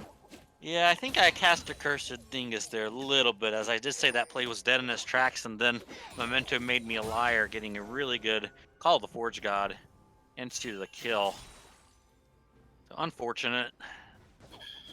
appears like NFG wants to push the top lane. Snippet is here to try and clear out this wave, so we'll have to see. It Yeah. doesn't appear like Full Send is gonna contest this, actually. Snippet may try to drop a Make It Rain, clear out this wave. He actually is going to use the ultimate and actually flash away. Good timing there from Snippet. Perfect reaction as Scyther flashes in to try and get the ultimate, but Snippet immediately reacting and able to avoid that. Has already used the bullet time, so won't be able to use that now, but still, the Drake actually secured for Full Send, so NFG looking to trade for the Rift Herald here and should be able to secure it fairly easily, as Full Send doesn't seem to either know or want to contest it. Yeah, and this is a good call on the side of NFG here to try to get the trade, but there's going to be Super the Forge Scyther hopping over his head to avoid the call the Forge God there, and the Rift Herald has been secured. There's the ultimate coming out from the Braum, and he's actually going to get caught out, forced to use the Wild Growth, should be able to escape to the safety of his team. GXPC Penguin's got to be careful here. He's going to get caught out trying to speed up, but Memento is going to get the knock up. That's going to be the kill, and Snippet now 2-1 and 2 on the Misfortune. Yeah, and a little bit of an overstay there for GXPC Penguin, trying to get a little bit of vision to set up his ADC in this long lane in the top lane, but unfortunately does get caught out by Memento, who's been playing very well in this orange so far, and does go down to Snippet, which is not who you want to give kills to at this point in the game. Braum is getting some pretty deep vision already into the jungle that has been a nightmare for Zayfray so far. Trying to farm up what he can. Is going for that Trinity Force first, so he is going to be looking for that one-shot burst build. I think that may be too late, so I don't know if I quite agree with that build path, but as it is, FSG is just going to siege up this mid lane, maybe getting ganked on by the solution. Grismeister taking a lot of damage, is trying to escape. Is it going to be enough? Zayfray trying to get to the back lane, he will get the kill, but life in return, so a 1-for-1 trade there. Does that make NFG confident enough to push? The bullet time's going to come out. It will burn at least through half of the health bars there for the double supports. And left hook Larry wants to go in, but he gets caught by the bubble. Can enough damage come out from Arrow? He wants to dash over the wall, but he actually just runs face first into it. There's the call, the Forge God. Penguin just able to flash away. The health bars are low for NFG, and they have to get away. Memento's going to charge in. Gets the double knockup. Where's the rest of the team? Penguin is low and is going to go down, but Memento soon follows. Wild Growth onto Arrow. He's trying to deal out the damage, but it's not enough. The Q will actually finish it off. Super Scyther actually whiffs on the ultimate, doesn't throw them into the wall, so Phoenix survives, so does Snippet, and a good turnaround there from Full Send Gaming. Yeah, really well played by Full Send. Does get a very good tower dive, actually, by Memento to start things off, and then the rest of FSG then just funnels in after the tower goes down, picks up some kills. The ultimate from Lulu not doing enough to keep Arrow into the fight. He ends up going down, and then, like you said, that whiff onto the Gnar ult, showing why that's such a critical ability to hit. And we do get a pause. Looks like somebody's having some issues with their Discord.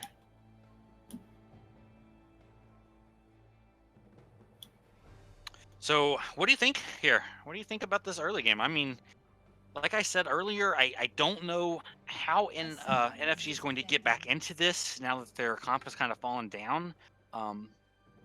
If anything, is going to be on the back of Arrow, who is farming pretty well. But what are your thoughts on it?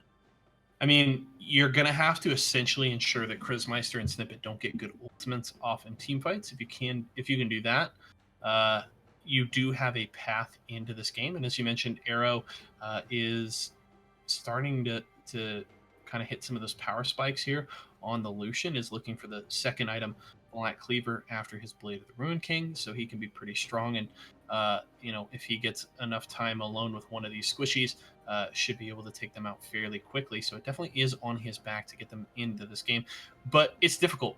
You really don't want a 5v5 team fight, and it's hard because they've been continuously getting caught out. So at 20 minutes, I would say this game is pretty much already over for NFG, barring some just ridiculous mistakes from Full Send Gaming, but we'll have to see how that plays out. Yeah, definitely going to need some mistakes from Full Send to get back in. The engage potential on the side of Full Send is just so strong. You got the Ornn, you got the Braum. I love the combo. It's one of my favorites to play. The double knockup, the amount of peel that you get for an ADC, and for an ADC like Misfortune, to able to have all that free time to just do damage, you can get almost a fully channeled ult. So I don't know how well NFG is going to be able to play around objectives like a Baron, like a Dragon, that they have to funnel into.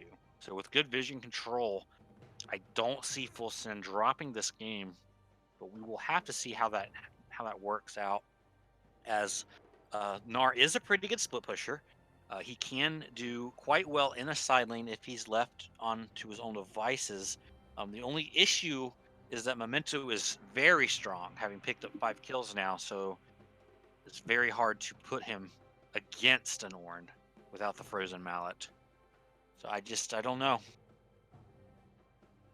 It was a difficult road for NFG to get back into this game, and looking very likely that we will go to a game 3, but we will have to see how that pans out. While we do get this pause resolved here, folks, stick with us. Let's see. I want to make sure I don't go to a break. Okay, so we don't have ready checks yet, so we are going to throw it to a short break, folks, but when we return, we will have the rest of this game between Full Send Gaming and No F's Given.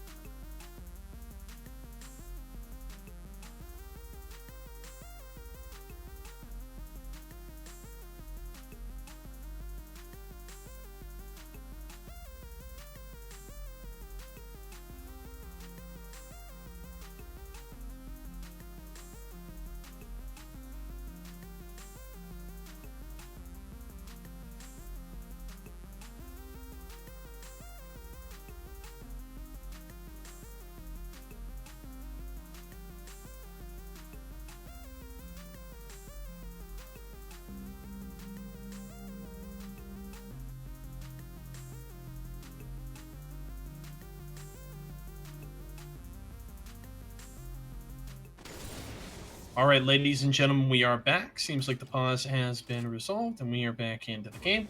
So just to kind of retrace our steps here where we are, just over that 20-minute mark, Baron is live, and quite a significant hole here for the side of NFG to try and get back into this game. We talked about how this push to late game, there really was almost no hope for NFG. It really seems to be all on the back of Arrow here to try and perform, and he's going to be hard-pressed to get things done into the composition he has to play against. We'll see how it plays out. Rift Herald has been dropped on the top side. Looks like Zayfrey wants to go for this tower. Yeah, Chris Meister is here, though. I don't know. Yep, okay, the charge does one-shot it, so that is good. That is good for NFG to get some standing gold. We're going to take some waves from Nami.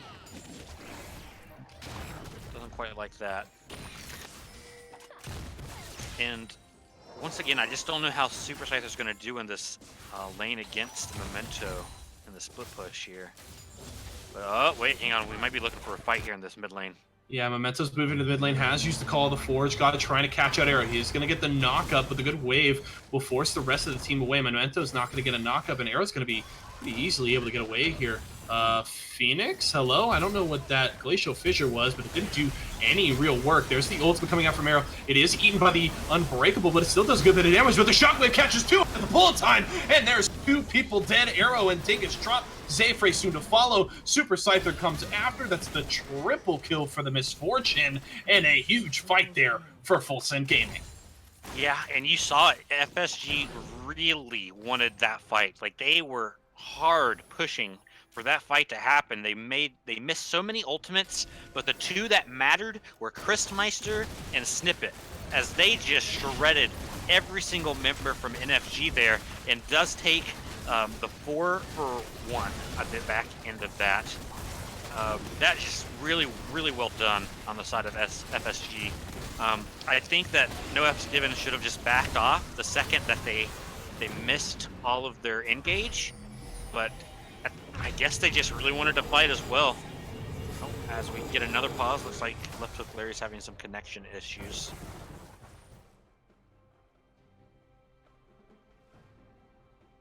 It appears you are correct, but with the Baron secured here, and nearly an 8,000, about 7,500 gold lead for Full Send Gaming, they securely are in the lead here, and seems like a W in game number 2 is all but inevitable for them. At this point, if I'm NFG, I've already started thinking about game 3. I'm working on what changes do we want to make in draft. Do we want to ban that Graves? And looking towards trying to turn things around in game number 3. Yeah, remember that Graves was a last pick. It got through every single round of bans, every single round of picks, until it was the last thing available, and then it was picked up. So it definitely baffled me there, and you're seeing why it's so strong, especially into this Hecarim. He controlled the jungle from the beginning. Just look at the vision score.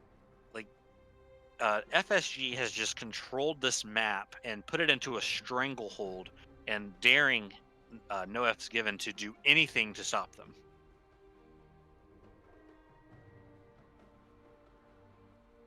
So if you were NFG here, what would you do in draft? Do you think the Graves is the biggest problem? Do you think this was more of drafting all of these squishy lanes?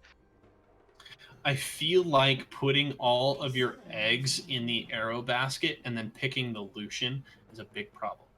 Yeah. I feel like if you had the Kaisa here, or maybe a Jinx, something that scales a little better into the late game and can have a bigger effect in team fights, would have been a lot better. So, I feel like you either have to put Arrow on a different carry, or you have to have like a more late game scaling carry, or you have to have Dingus on something less supporty and more of a threat. Mm-hmm. Okay. I think the rest of the composition is fine. Zayfrey, I think Zayfrey's pick isn't necessarily ideal, but I think it's more of just how rough the early game was that really set him behind.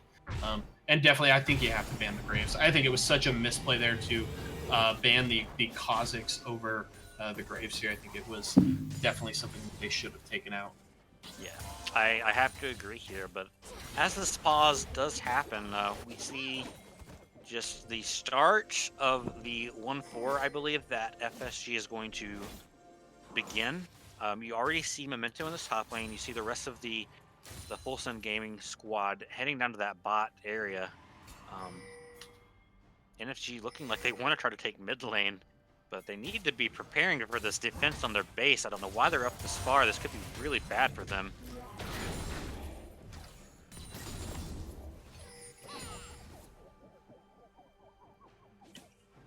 Trying to get some vision around the Dragon Pit.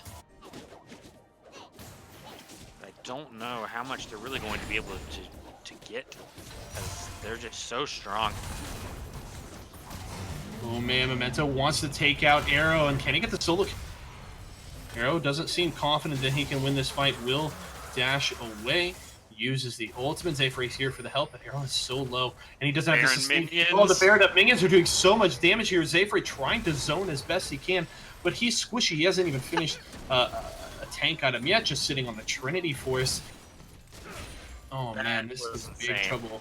Arrow does eventually escape, and Zayfrey doesn't fall either, but Baron up minions in the mid lane. This tower will fall easily with no one here to defend, and this game just falling apart for no F's given.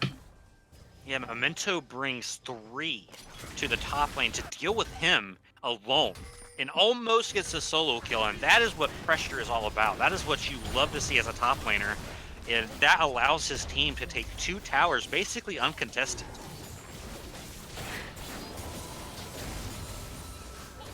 Well, NFG is now forced to clear out these waves as 2 towers fall as at the result of this Baron.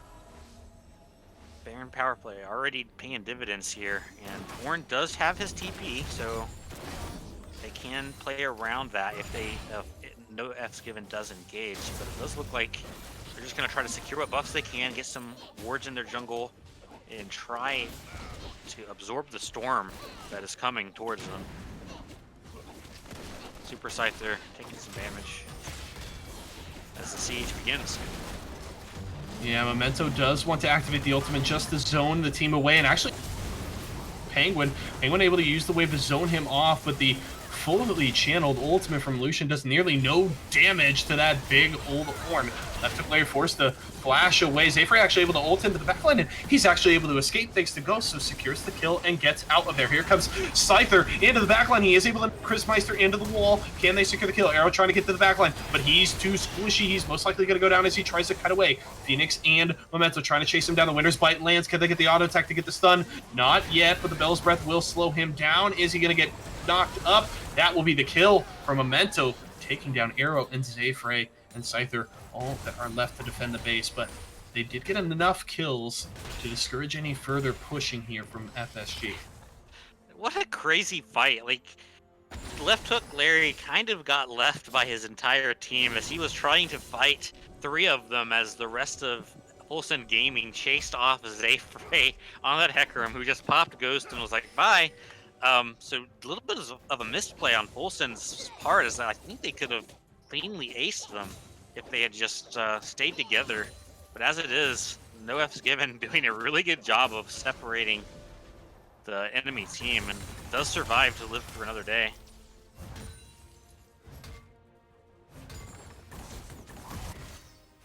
So now, Olsen is going to try to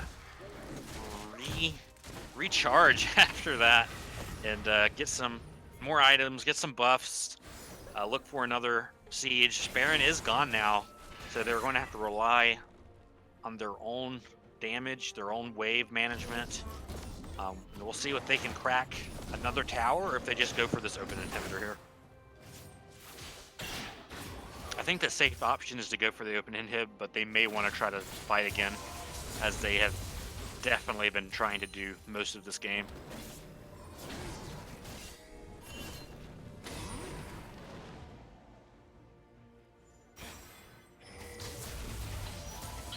Well, NFG trying to do what they can. Ooh, Scyther actually is going to catch 2, but here comes the teleport from Memento. The ultimate from the Lucian actually doesn't do much as he nearly misses the entire thing, and here comes the rest of the team. Zayfrey trying to ult in and take down Phoenix, but it's not going to be enough. The bullet time will shred down the Hecarim, and he will fall to Left Hook Larry. Here comes the rest of the team. They're trying to chase him down. That's going to be the slow onto Slithering Dingus. Zayfrey drops, and Scyther is the only one left. The triple kill for Larry could mean the game here for Full Send.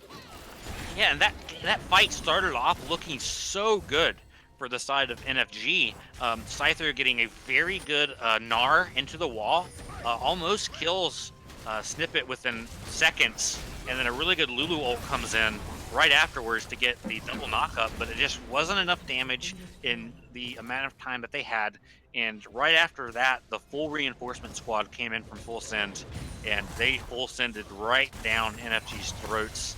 And I think this may just be the game here, as I lie, as they're gonna back. Okay.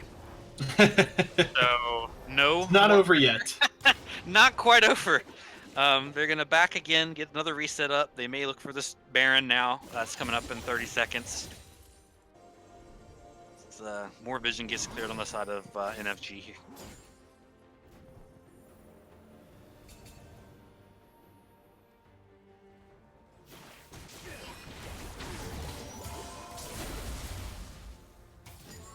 So yeah, despite Christmaster does eat some damage there from Arrow's ultimate, but Phoenix does come in to try and defend. Arrow's burning down from the ignited Phoenix.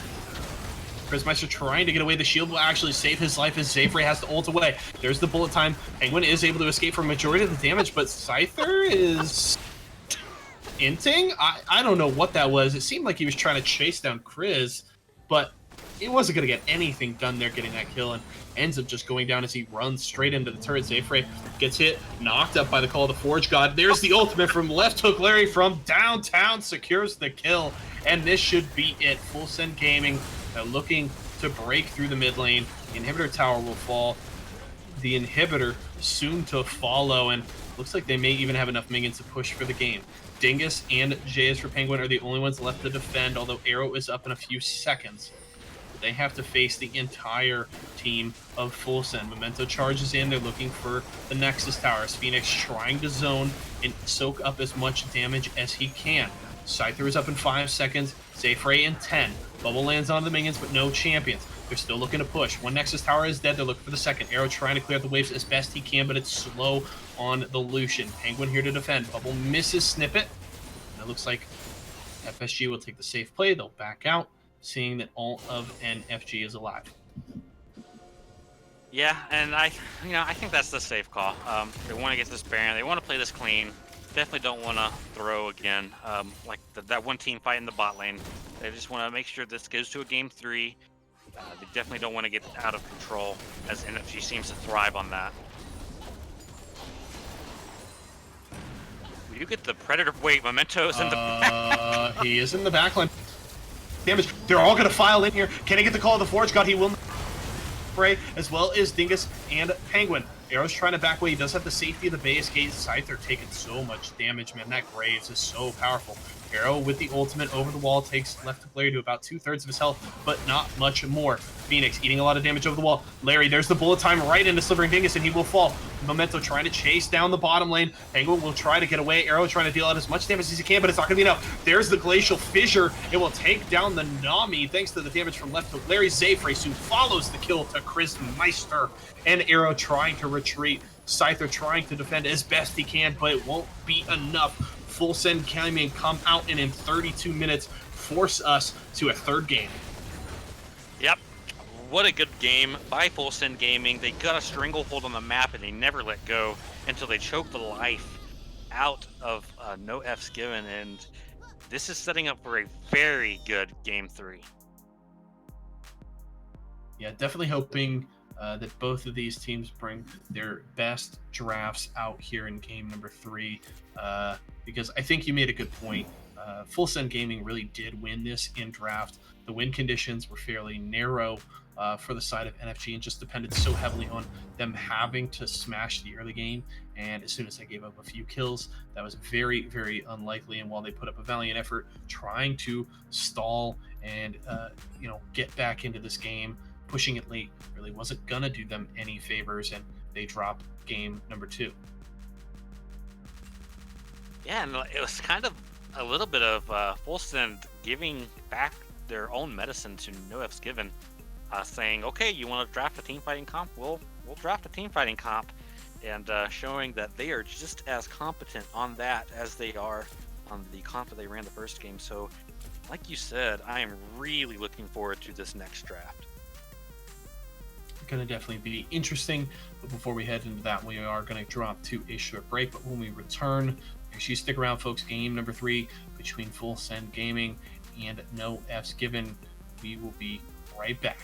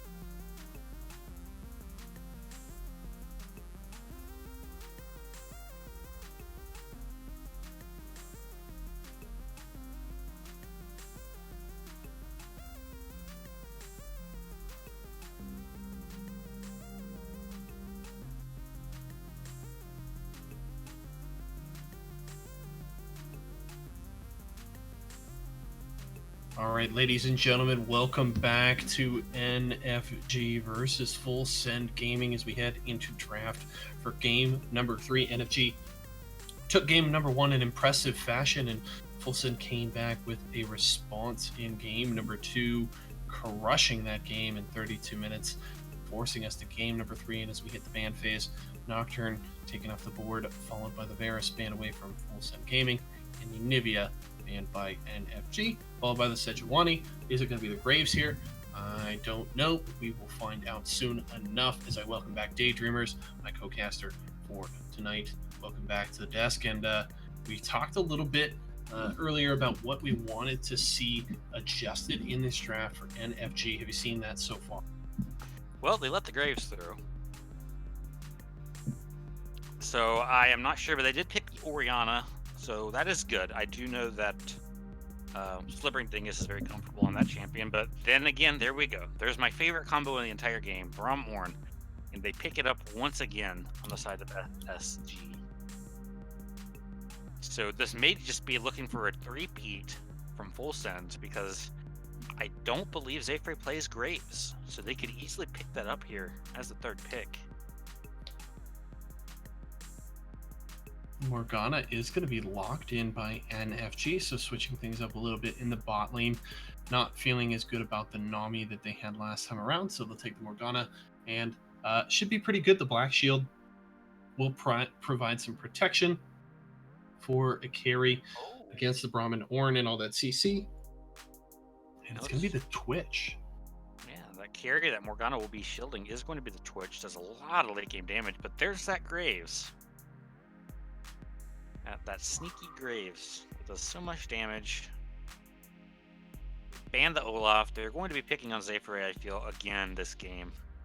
Just taking away all of his champions, forcing him on something uncomfortable. The Swain ban does come out as targeted at Chrismeister. And there's the Trundle ban. Just no mercy. So 4 bans from Full Send thrown at Zayfrey here, as well as the 2 junglers banned out by NFG. And odd to see 6 junglers banned, and still seems like one of the junglers got their favorite pick. Yep. And exactly what they wanted. I definitely feel that Lee Sin ban should have been the Graves. I very, very, very strongly feel that, but it was not. So we will see the Graves once again. And there's the Lucian Braum lane. That is very scary. Even if you have a Morgana, that's a scary lane. Especially into a Twitch ADC who does not have the greatest of early games. Like, you do need to get that Twitch to scale. So I don't know. The Braum Lucian lane is a very scary lane to go up against. If they can control the early game like they did last time, I'm really liking FSG's chances to take this series, as Malphite does get picked on the top lane, so it will be a tank versus tank. Yeah, we do see quite the team fighting composition here from NFG across the board. All those team fighting ultimates put together can do quite a bit of work if they catch FSG sleeping. Question is what jungler will Zayfrey pilot here to combine with that composition? They're going to hover the Pantheon. I don't really like that pick with this composition. If it can snowball early, it will be good, because if he can get ahead, then he can kind of just do what he wants and will be doing significant damage in the team fights. But I feel like if Zayfrey doesn't get ahead, I don't think he's going to be effective enough on the Pantheon, and it could be an extremely costly selection here for NFG. And they grab the Zillion. I was gonna say, the thing I don't like about the Pantheon is you're picking a Pantheon into a late game scaling team comp, and if FSG gets that lead early, it's not gonna matter. It's not gonna matter at all, and by the time that they want to fight, Pantheon will be irrelevant. All right, well, we should be into the standard champion select here momentarily, so that will happen in just a second. There you can see the team compositions from Pro Draft, and let's hear y'all's thoughts in Twitch chat. What do you guys think about this champion select? And do you see a clear winner here coming out of draft? Do you think FSG have won it from champion select? Maybe and FG with the heavy team fighting composition they put together, or is it close? We'll have to find out. But we are going to get this last bit of business here with the standard draft after the picks have already been taken care of. Yeah, and I don't know. I don't know how I feel about the draft still, to be completely honest with you. Like, I I feel liked like, NFG's draft until they selected Pantheon. yeah, 4 picks in, I was actually kind of on board with what they had going. and that might just be FSG realizing that Zayfrey has a smaller champion pool in the jungle and just pick on him completely. I shall Um, but as it is, I feel like NFG has pieces of comps. Like you have the Malphite Ori, you have the Morgana Twitch, and then you have the Pantheon. So it's like 3 different comps kind of combined. Whereas on the side of FSG, you have that singleized win condition. You have a strong early game, you have a good mid game, and you have a pretty good late game with the Zillion to revive a carry that dies. So I don't know.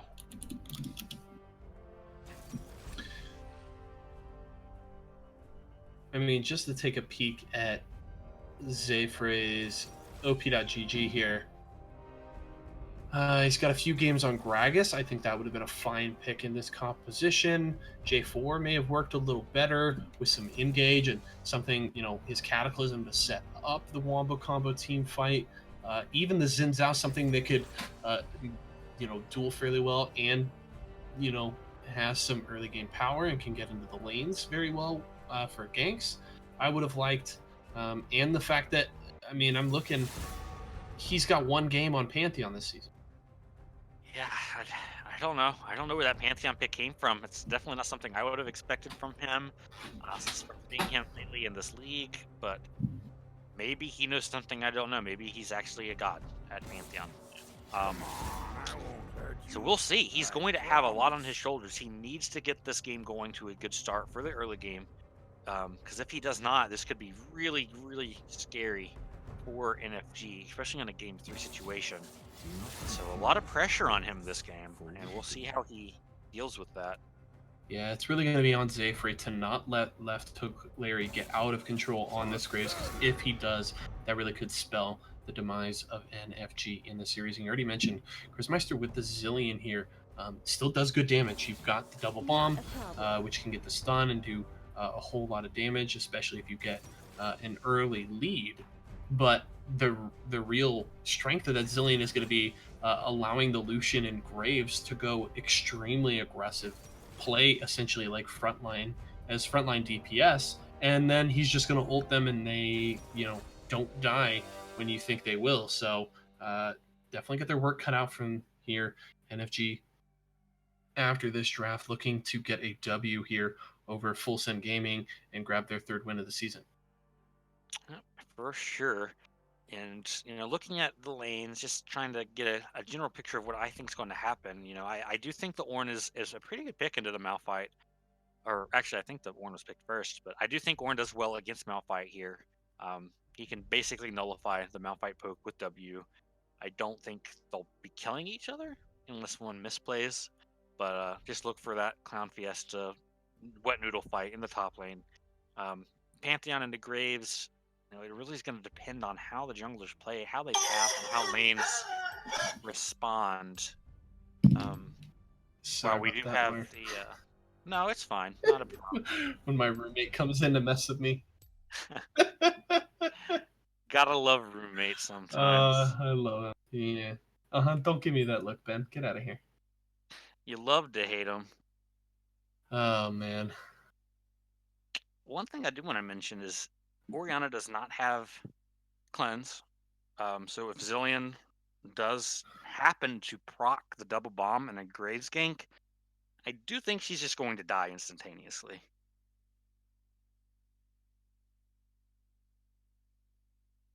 It'll be interesting to see how this plays out. We look at these 2 compositions. And one thing I do also want to mention is that Braum is going to be a good counter into Arrow's Twitch here. The Unbreakable works just as well into the Twitch as it does into the Misfortune, being able to cancel out that follow through from Twitch's auto attacks when he activates his ultimate. So Arrow definitely gonna have to play around that cooldown in these fights if he does want to get out kind of optimal DPS. Yeah, I agree. It's another kind of question mark in NFG's drafting. Always going for that ADC and support fairly early. I know if you're going to be looking for that Twitch Morgana, if you're going to be looking for that hyper carry in the ADC role, you kind of do want to surprise them. Letting that Braum through to counter the Twitch was just unfortunate. And we'll see if that does just mean that Twitch is nullified, or if Arrow can play around that, get some good flanks off, and be that late game carry that this team is going to need very, very badly.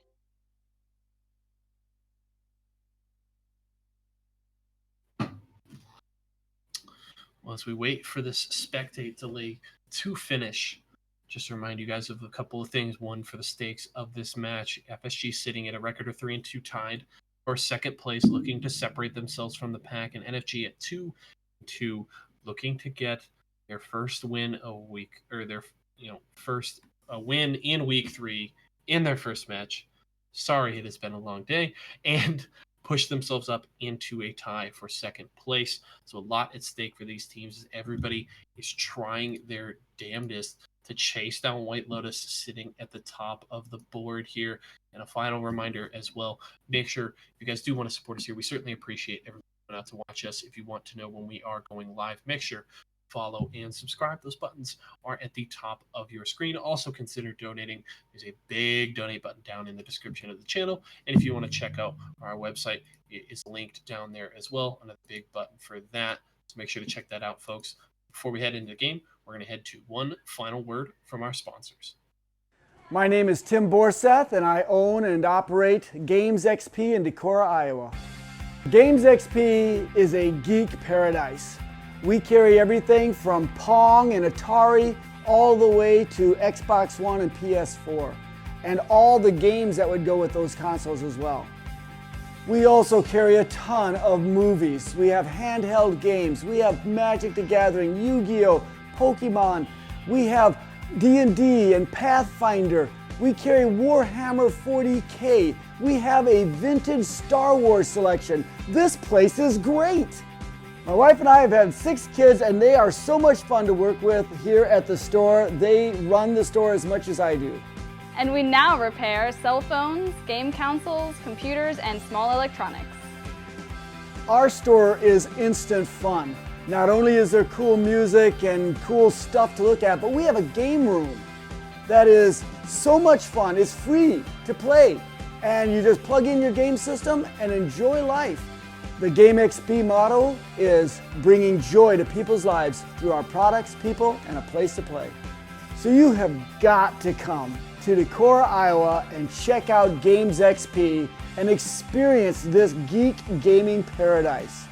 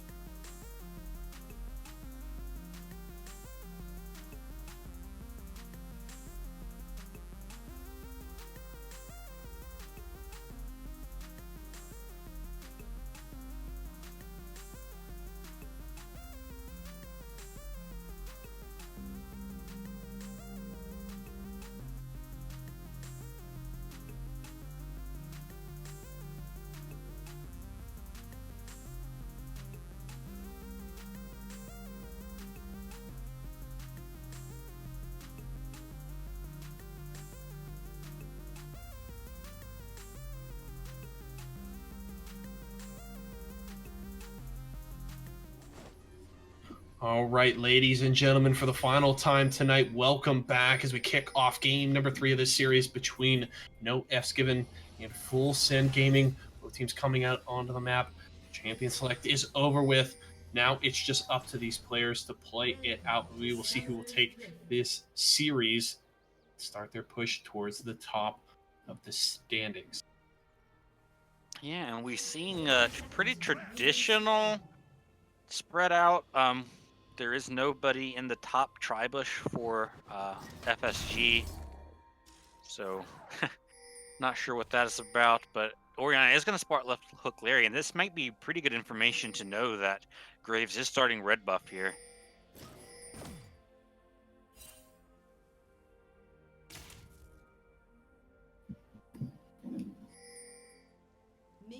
Ping is going down, trying to get a little bit more vision. May try to drop a ward on the red buff, and they do. So that's pretty good vision. That's good knowledge. Left hook Larry is going to be spotted out. His pathing may be able to be guesstimated by Zephyr on that Pantheon. I love that word, guesstimated. It is one of my favorites. Well, the junglers will both start on their respective red buffs. Now the question is, does Zephyr go for the vertical jungling here, or looks like he will.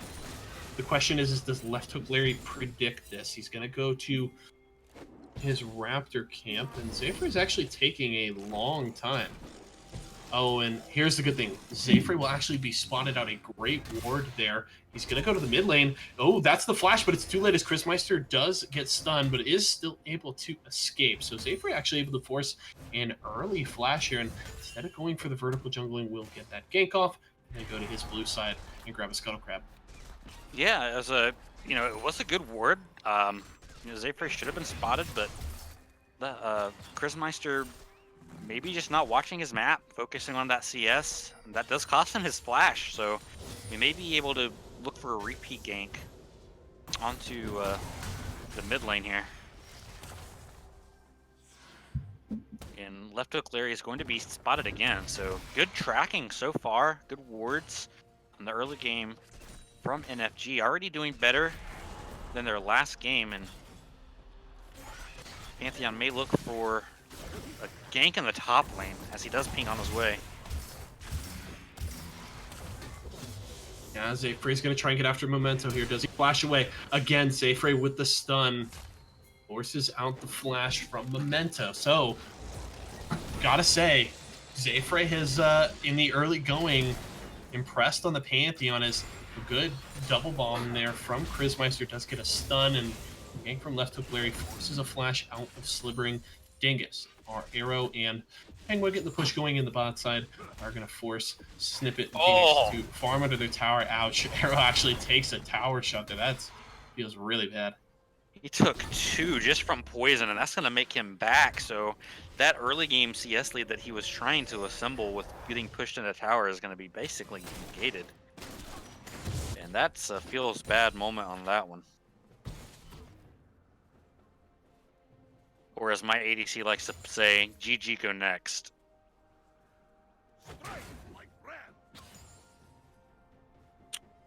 So we see Zephyr back in this top lane. He may be going for a repeat gank here. Jumped the gun a little too early there. Memento was nowhere far enough up the lane for Zephyr to get that gank off. So really just kind of wasting his time up there. Yeah, I really expected Memento to charge in there, and I was like, nope, I saw his life flash before his eyes. Now, there's a smell you can feel. So junglers looking like they really want to try to impact this map on the early game, and this is what I expected from Snippet with the heal? Hello? maybe he, I don't know. I can't give him any. I don't know. Hello, ladies and gentlemen. Welcome to the Games XP Championship NA Summoner Spell Edition. Yeah, I was racking my brain, just trying to find a way to help him out here, to give him some kind of credit, but I just don't know. I can't give you anything, guys. Sorry. just a traditional fat finger on that heal ability. In Twitch chat, just like ... snippet. Nice misclick. Maybe the ghost got a hold of him. Maybe the keyboard got out of his control. I love that kind of stuff. It reminds me of I was casting a different league once, and this guy was just walking up trying to set up a team fight, and he was playing Malphite, and he just like walked into the on blue side. He walked into the brush right above red buff, and like just as he walked in, he just ulted right in front of himself. No one was there, and I was just like, wait, what? And I felt so bad, but at the same time, it was just too funny to not just laugh at his failure.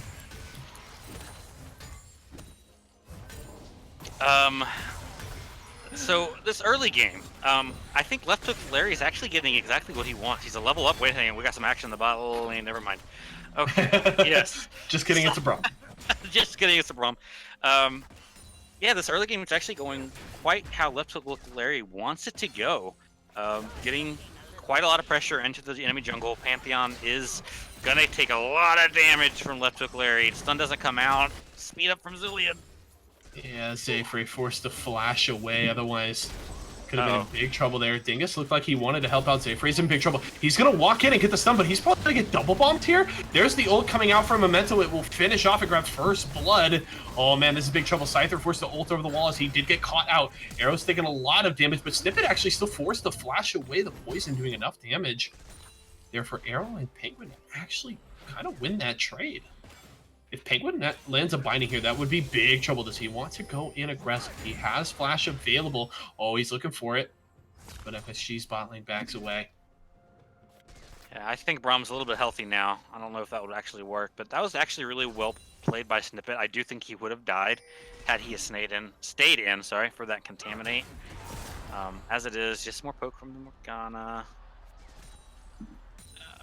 I don't think anything else is going to come from that. Zayfrey is going to take his red buff, but was spotted out by a ward that just timed out. So they are going to know where he is. So good tracking and good ward by Larry as he invaded his jungle earlier. And he's already level 6 on this Graves. So really good job by him farming up and the 9 Zayfrey, his jungle.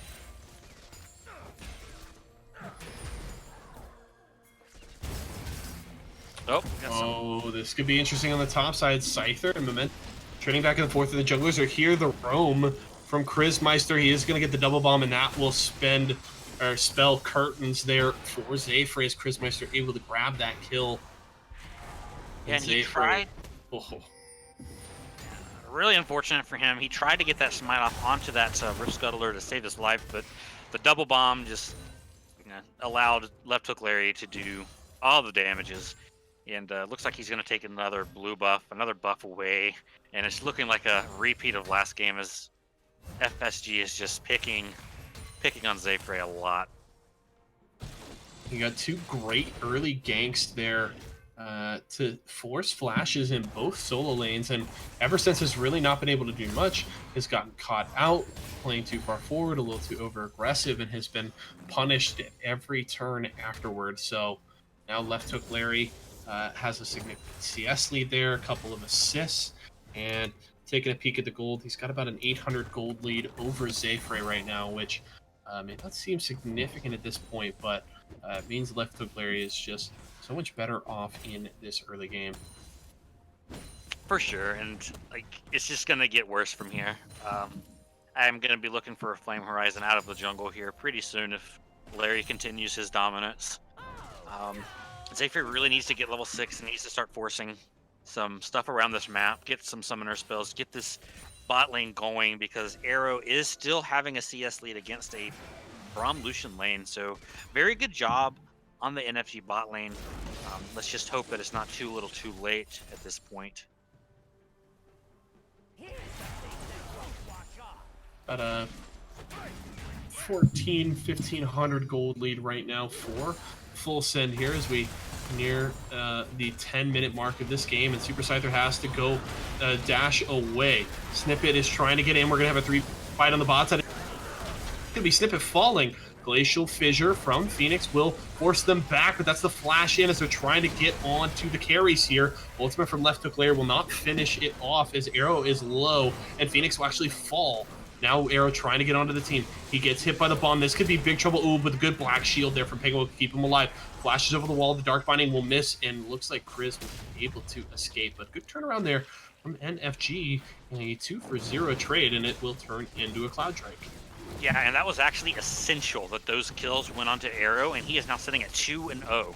So, just like I was saying, Zayfree needed to get something happening on this map. He was able to get a really good counter gank off, and all of NFG responded quite well. And at the end result there, that's that hyper carry twitch that they need for that late game scaling with 2 kills now. Meanwhile, on the opposite side of the map, Graves is just looking for more. Always looking for more. Like a very hungry monster that can't get full. Wants some more CS.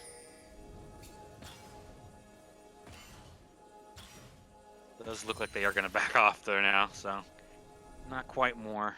Just farm now. Arrow coming back into the bot lane.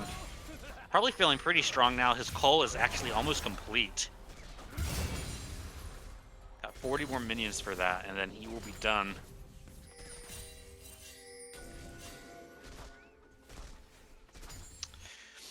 I actually didn't pick up on that item choice beforehand, so it's good to know that that cull is going to make him even more of a deadly late game monster. It's me. Yeah, Arrow looking good so far. About a 13 CS lead at this point. Has the 2 kills. Oh, good Dark Binding there from Penguin. The Relentless Pursuit will get Snippet outside of damage range for Arrow, but still good binding there. And Dingus has roam down to the bot side, but does get spotted out by a ward. We'll just go back to lane. Oh, good knock up in the top lane, but I mean, it's 2 tanks, so not really anything gonna happen. Yeah, kind of a wet noodle fight up here. It's either content to farm under tower. Oh, and he actually ults in. I don't know if that's necessarily worth it. You're not going to be able to do enough damage to take out the Ornn at this point, and the Call of the Forge God will actually do some work in Super Scyther, man. That Bellows Breath, getting that Brittle onto Super Scyther's Malphite, actually doing quite a bit of work here as Super Scyther down to about 400, 500 health. Memento most likely doesn't have kill pressure here, but Scyther has to be careful if anybody else decides to show up in his lane. Yeah, I almost feel like Memento was like, okay, you ulted, I can ult too, here you go. But like, I almost wish that he had held on to that and then just TP'd to that bot lane, because they do have a ward in that bush where the bot lane for NFG were pushed up. So a little bit of a misplay, I think, maybe, on Memento's part, but as it is, nothing really came out of it. Nothing really bad happened to FSG from it. Something to keep a lookout for. It looks like there's going to be a 4-man dive on this bot lane here. Yep, Zayfree able to get in, and that will be the kill for Slivering Dingus on Phoenix. And the teleport from Chrismeister is actually canceled there. Good decision. He most likely would have just gotten dove as well here. And this will mean first tower. Back away. Give all this gold to Arrow. Get out of there, Penguin. Good job. I love that. Supports, give all that first tower gold to your carry if you can. Just give them as much as you can, especially on a Twitch. Just funnel him all the resources possible. Now he's sitting at 2,300 gold in his pocket to spend. And he already has the Bill Squad Cutlass, so that will for sure mean a finished Blade of the Rune King, which has been grabbed, as well as a dagger, double dagger, as actually, and the Berserker Greaves also was able to finish his Cull, which means he got the gold bonus from that. So Arrow's feeling pretty strong at this point. Yeah, very strong. That Cull purchase paying off very big for him. And he's a very big rat at this point in time.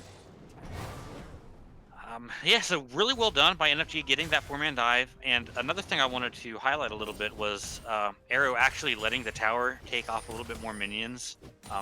It didn't really deny too much, but it's just something to note that if you guys ever do take a tower that early, you want as many minions to die from it before you kill it as possible. Grana getting some vision down. Oof. Forcing Brahma unbreakable, but still a ton of damage coming out. Yeah, able to still stack up that poison through the Unbreakable and then get the Contaminate does still quite a ridiculous amount of damage to Phoenix despite throwing up the Unbreakable, so he's sitting at half health at this point. Yeah, I feel like he could have tried to. Oh wait, hang on. Ooh, here comes the call of the Forge God. Good Black Shield will keep Arrow safe, and Penguin actually able to fly.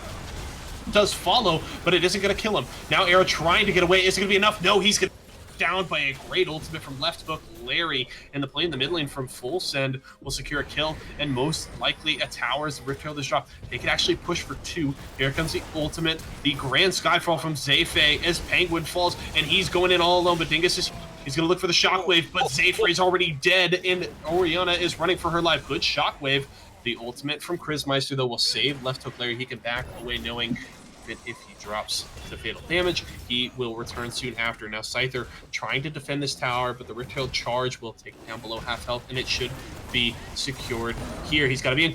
Oh, that's risky. He's going to ult in, and is actually able to secure the kill. Dingus actually got the flank off, and Chrismeister will fall. The tower falls soon afterwards, and there's the Ignite onto Scyther, but he's still alive. Snippet falls. Arrow is here. So does Phoenix, and that's 3 kills. They lose 2 towers, but some good return gold there from NFG means that this game is essentially dead even in gold, despite the big plays made by Full Send. Yeah, and actually, this is gonna. Okay, they may defend this, but this is kind of a dangerous TP here. They may just dive. So Slithering Dingus was tanking, which is not ideally who you want, but that's still going to be the dive there for an NFG and the shutdown onto Memento, and they'll still get the tower. Here's the thing for Full Send. They've got the Graves split pushing topside while Zayfrey is taking Dragon. So they will most likely lose this tower in exchange for this Cloud Drake. A second Cloud Drake for NFG. Good to stack those. They're actually a lot better than they used to be. Yeah, and I feel like FSG is just disrespecting NFG a whole lot here on this mid game, because they should not have stayed for that second tower. Get that charge off and then just back off, because you let Arrow get back up from that revive, and he came in, got 2 more kills, and then picked up a 3rd when Memento TP'd to his death. I don't know. I definitely think they need to pull it back together, get back into their rhythm, and situate into these team fights. Play around these objectives, and they'll win.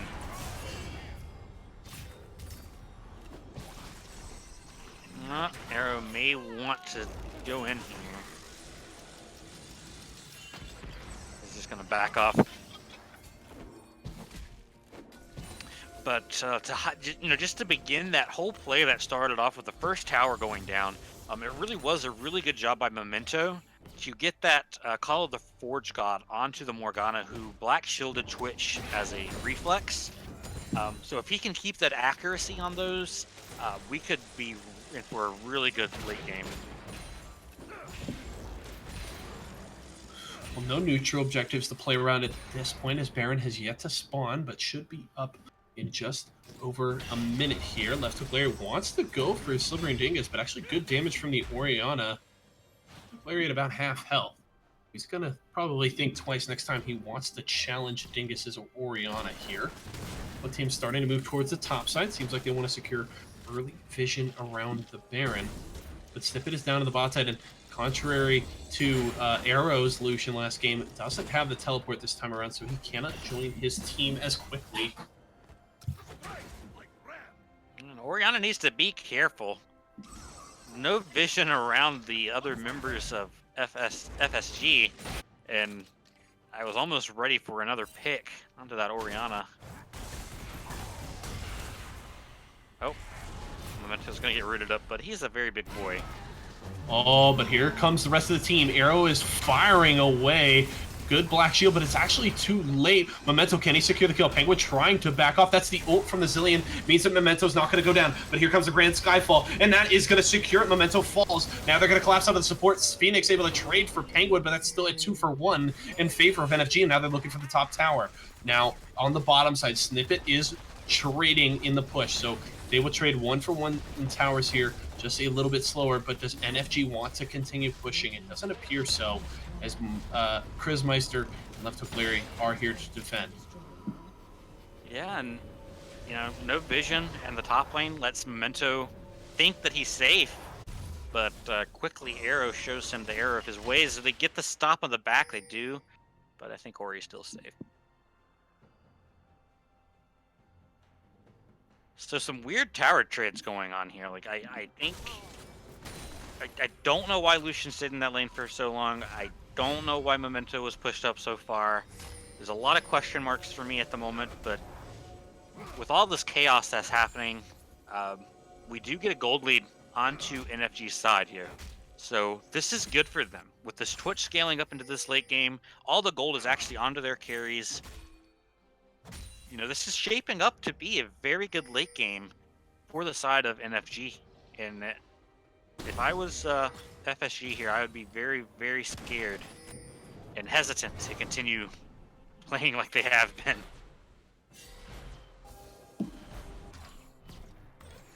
Well, Zayfrey has looked better in this mid game on the Pantheon. Has gotten off a few very good ultimates and has been effective over the last 5 to 10 minutes. This team now grouping up in the mid lane. Super Scyther down, heading towards the bottom lane. It could be back to base. Has teleport available, so he can join his team fairly quickly. Memento doesn't have his available, so he needs to stay nearby. We got pings coming up for vision. Wanting to clear around this Baron pit. Do think it's a little too early for either team to be looking at this, but just wanting to control it. Oh, we look like Arrow's gonna try to get ganked on. Oh, this is gonna be big trouble. He does flash away. He uses the heal, but that's still gonna be the shutdown. But here comes Super Scyther trying to get on the team. Here comes the Grand Skyfall as well, but it's not gonna land on any of the Shockwave will grab Left Hook Larry, but the ultimate from the Zillion, is onto him, so he will survive as Zayfrey drops. Penguin is down, and that's a fight for full send, and they're going to look for Baron. There's that caster curse coming in. I just said they weren't going to be looking for Baron, and then they get a 3-for-0, and, well, look where they're going. They're going to that Baron buff. So, okay. Baron buff is going to be going down. I don't even think NFG is going to try and stop it. With Pantheon dead, there's not really any hope for them to get a steal. So now NFG is just going to have to try and get some deep wards, or get some deep vision onto their own. I'm sorry, not deep vision. Get some vision onto their own jungle and try and stop this siege that's inevitably coming.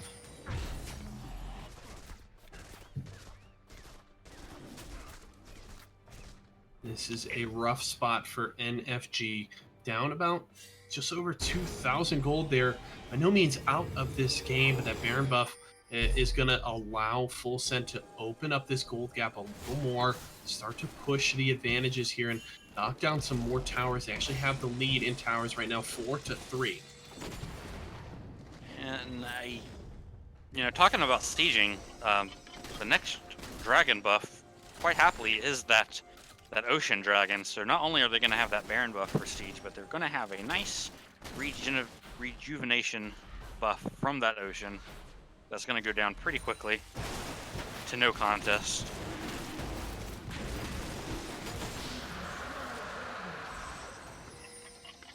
Not exactly the most lucrative dragon, but when you do have Baron, you're looking for a siege. That's actually pretty nice to have.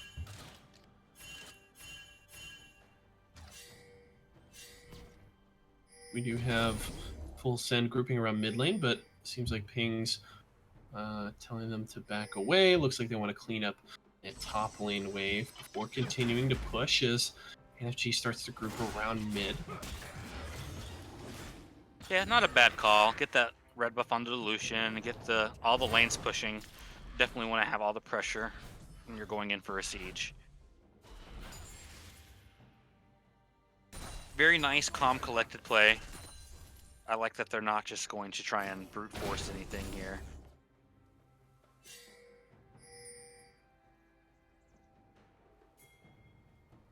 But going back to that previous fight a little bit to highlight some of the awesome plays that happened, Chris Meister got a really good revive onto that Graves and let Larry just come back into that fight and pretty much clean up with a lot of... Oh, Zayfrey. Oh, they're trying to collapse, but that's a good shockwave on the left hook Larry, but he's going to survive regardless. Good ult from Snippet as they try to chase down the team. Arrow's trying to kite away, but he's going to get caught. Force God, he doesn't have flash available, but actually able to turn that around still. Good poison, and he gets a double kill. Now Memento's trying to push in the mid lane, but Chris Meister's gonna get collapsed on. That's the unstoppable. So Chris Meister, he doesn't have the ultimate. Triple kill for Arrow. Now he's turning on a Memento. Is this the quadra kill? Penguin trying to get away. He's gonna charge and try and chase him down, but that's the quadra kill for the Twitch, and that's an ace. NFG is down, but they're not out. Yeah, with a split focus coming out of FSG, and that is not usual for their team fighting, as half of them went for the Ori, half of them continued chasing the Twitch, and, you know, only the Ori died, and you gotta be wondering, you know, why would you not go for the Twitch there? So I don't know what happened with comms, but obviously something was not right, and once again, FSG is going to pay for it. I don't know if you're going to defend that tower, Phoenix.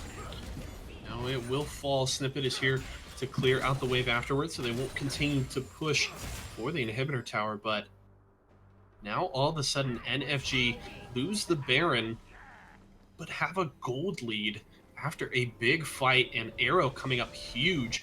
Now 9-2-3 on this Twitch with the quadra kill, able to finish his Infinity Edge, as well as grab a BF sword. So that is a very big Twitch at this point. And comparative, Snippet is sitting on 2 items. Yeah. Arrow's sitting at 3.5. Yep. That is ridiculous. It just shows the power of that Cole, power of that early game laning phase, and not respecting the Twitch pick as Snippet. Uh-oh, he could be in big trouble to contaminate the ultimate, actually forced out from Chris Meister, so this could be the shockwave was necessary there, but they will use it to catch out Phoenix. The ultimate from Snippet will get some good damage on the Zayfrey, but NFG still wants to push. Snippet is low, he cannot defend this tower. That means it's a 5v2, maybe a 5v3 to defend an inhibitor tower. Double bombs will miss on the Dingus, and he can just back away. Yep. Game waves aren't ready, though, for NFG here. That sucks.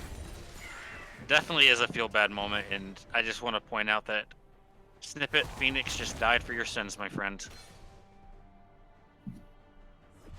That is yeah, the sin of daring to look at Arrow the wrong way.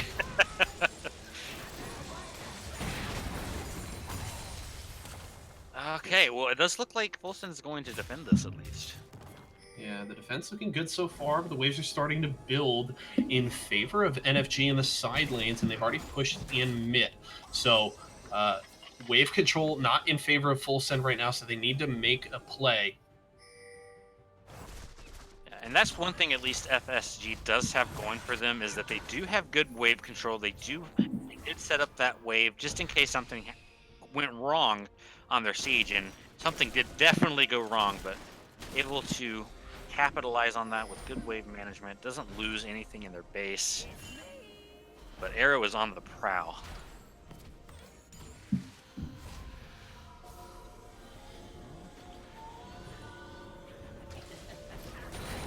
Now, some important cooldowns to make note of. Ultimates available across the board for both teams. Super Scyther has his teleport, so he is free to go to a side lane, but Memento does not. Still a third of that cooldown left. So Memento needs to stay near his team if he wants to have an effect in these team fights. Although if he is able to stay close to Super Scyther, he can disable him from using that teleport, so that may be the choice for Memento, but he is going to back right now as Super Scyther is heading to the mid lane, not electing the split push as of yet. Yeah, I don't even know if that TP is going to be up by the time Baron spawns. No, it won't. 25 seconds on Baron, 20 seconds now on Drake. Oh, and that's the ult, and down goes Chris Meister. He can't That's the double kill. Snippet falls, and this could be huge. Arrow may have just won them the game, combined with Super Scyther. The on-point, unstoppable force there catches Chrismeister with his pants down and can't even ult to save himself as he is just deleted. Now Phoenix is going to get caught out by Arrow. The Winter's Bite misses. It's not going to be enough. There's the ultimate, but Arrow will take him down, and he is legendary. 13-2 and 3 on the Twitch. Why were you there, Phoenix? Why were you there?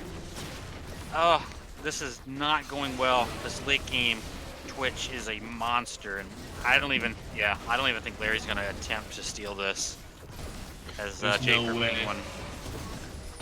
Penguin zoning over the wall for anybody who dares come near this Baron, but that will be Baron buff for NFG. Now sitting on about a 5,000 gold lead, and they're looking for a victory here. They seemed out of this game early after Zayfrey had a couple of rough plays around that 10-minute mark, got caught out a couple times, seemed to be just too far behind, but his lanes picked him up, especially Arrow, who has been very impressive throughout this series, even in Game 2 loss, seemed to be the only member of NFG keeping them in that game, and now he's going to catch out Memento here. The Dark Binding will miss, but Memento's not going to be able to get away. He's going to charge. Contaminate will take him fairly low, and another couple of auto attacks. Dark Binding, and Arrow grabs his 14th kill of the game, and now they're forced to defend 4v5. Left Hook Larry wants to go for Super Scyther, but he's got a lot of armor. He doesn't really care about you. Not at all. And I do want to point out that the Malphite has a Zeke's Convergence now and a Locket of the Eye and Solari, so he's actually basically support Malphite at this point in time. And why not? When you have a super fed Twitch, why not just go pretty much full support, as even Pantheon has a Knight's Vow. You're just an ult bot, and then you press your locket. That's about, then your job's done. That's it. That's a rock-solid performance from Super Scyther so far. 0-0 and 12 on the Malphite. I see what you did, sir. I don't know what you're talking about. No, not at all. So we do have the Zhonya's also onto the Morgana, so we can look for her to make some pretty spicy engages, even through a tower. All of the seeds of corruption to start a very strong Baron siege up. JS Fingal is going to get out of there. Kind of scary. NFG headed to the bot side, trying to get something going here as Full Send wants to defend this tower. Arrow going for the flank. Oh man, he's going to get into the backline. This is a big Twitch, and Snippet will fall so fast. They're trying to collapse on Arrow, but it's not enough. He's got the double kill. Can it be the Penta? There's the collapse. It won't be the Penta as a couple of kills go over to his teammates, but it doesn't matter. The 4-for-0 Super Scyther just tanking the towers, memeing. He knows his team just won this game, and what a performance from NFG to fight their way back. Now they'll take Baron buffed minions into the base. They're going to look for a bottom inhibitor, and it will fall. It's just Phoenix to defend, and it most likely will not be enough. Next one up is Snippet in 15 seconds. They turn onto a Nexus Tower. That will fall, and NFG will take down Full Send Gaming, move to 3-2, and a tie for second place. Yeah, wow, what an amazing and explosive late game there. Arrow played out of his mind, kiting and getting some assassinations on key targets to set up the Baron, and then to set up to the end there, that really good flank by him. Just playing with no fear at all, having that Morgana shield on him, just letting him go pretty much ham. And I wish that the name of that ultimate was still Rat-a-tat-tat, but it is not, so it's not as fun to say. But wow. Okay. Before you don't look at the damage graphs, please. Don't. I want to just ask you a question. Okay. Okay, I'll give you this number. So the Twitch did 41,500 damage. Okay. Give me your best guess at how big a gap it was between the Twitch and the second most damage in the game. How big do you think that gap is? I'm gonna say 20k. 20k? That's too low. It was nearly 30,000 damage more. Jesus. Slivering Dingus's Orianna did the second most damage of the game at at just over 12,000 damage. That is ridiculous. Arrow absolutely hard carried that game on the Twitch. And I would love if we could interview Arrow. I think easily the MVP of that series, an impressive performance, and such a great series. We are now joined by Arrow, the 80 carry for NFG after quite an up and down series. Arrow, you guys come in and impress in game one. You guys look so just well put together. The team composition works out. You guys play so fast and just smash that game. And then you guys come out in game two. It seems like maybe the draft isn't what isn't ideal for you guys. And FSG comes back and smacks you guys right back. And then things looked a little rough there to start game three, but you guys were able to pull it back. Talk to me a little bit about the confidence that your team had going into game three to pull this one out, even despite maybe some early fault. Well, we figured out that our game 2 draft, we picked Lucian, which doesn't do enough damage because we picked Lulu mid. So we were trying to play POADC and it didn't work because we realized that we just didn't do enough damage. So we decided that, we'll do the same strat but pick Twitch this time, and it worked. Do you think that the target bans towards Zayfray really allowed you to kind of have your pick of the litter on those ADCs in the bot lane? Yeah, it was great. They banned Varus, which is kind of annoying, but my team really plays well around me. They got me that Zeke's in the locket, and pretty much everyone was supporting me. So yeah, credit to my team. Did good. Now, we talked about it at the top of the broadcast. You guys kind of have some new members coming onto the team, and it's a little bit of an adjustment for you guys with a new lineup. But it seemed like despite faltering in game two, you guys seemed very well coordinated. We're playing around each other well, and they were doing a good job, as you mentioned, playing Protect the 80 carry and then playing around you. How has the adjustment been bringing in these new players? And were you guys as confident in your play as a team coming into this match as you guys maybe performed? We just trusted one another. We believed in each other's abilities, and there was just really no doubt. Like no one was like flaming. It was communication was smooth. We had good shot calling from Zayfray. Really helped the team stay together. So yeah, credit to the team. We work well together. Sounds good. So with that win, that's looking to get you guys skyrocketed into hopefully a winning matchup, but the rest of your season is looking pretty scary. What team are you looking forward to playing, and what team are you looking forward to replaying if you've already played them? White Lotus, baby. I'm ready. I'm ready to take it to the champs. It's always about seeing where we could improve and going for the top. And White Lotus is first place, so I'm ready, baby. Give it to me. Okay, sounds good. All right. Well, thank you so much for joining us, Piercing Arrow. Congratulations on an impressive series there and a victory for you and your boys in NFG. And we look forward to seeing what you guys do the rest of this season. All right, man. See y'all. All right, folks. Well, there you have it. An impressive 2-1 victory for NFG, taking down Full Send Gaming and grabbing their third win of the season. As you mentioned earlier, they pushed themselves into a tie for second place behind undefeated White Lotus, and will look to make their push towards the top of the standings here this week and in the following weeks. Daydreams, any final comments before we close out the broadcast for the day? Just definitely thank you guys for tuning in. I hope you guys enjoyed it. Remember to give us some likes and some love in the Discord. Smash that like button.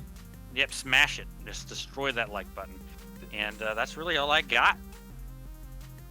All right, folks. Well, that is going to do it for us here. Thank you so much for joining us for this series between NFG and Full Send Gaming. We appreciate all of your guys' support. And for myself, Daydreams, our awesome producer, Nick, and everybody over at the Games XP Championship, I want to thank you guys so much for joining us tonight, and we will see y'all again next time.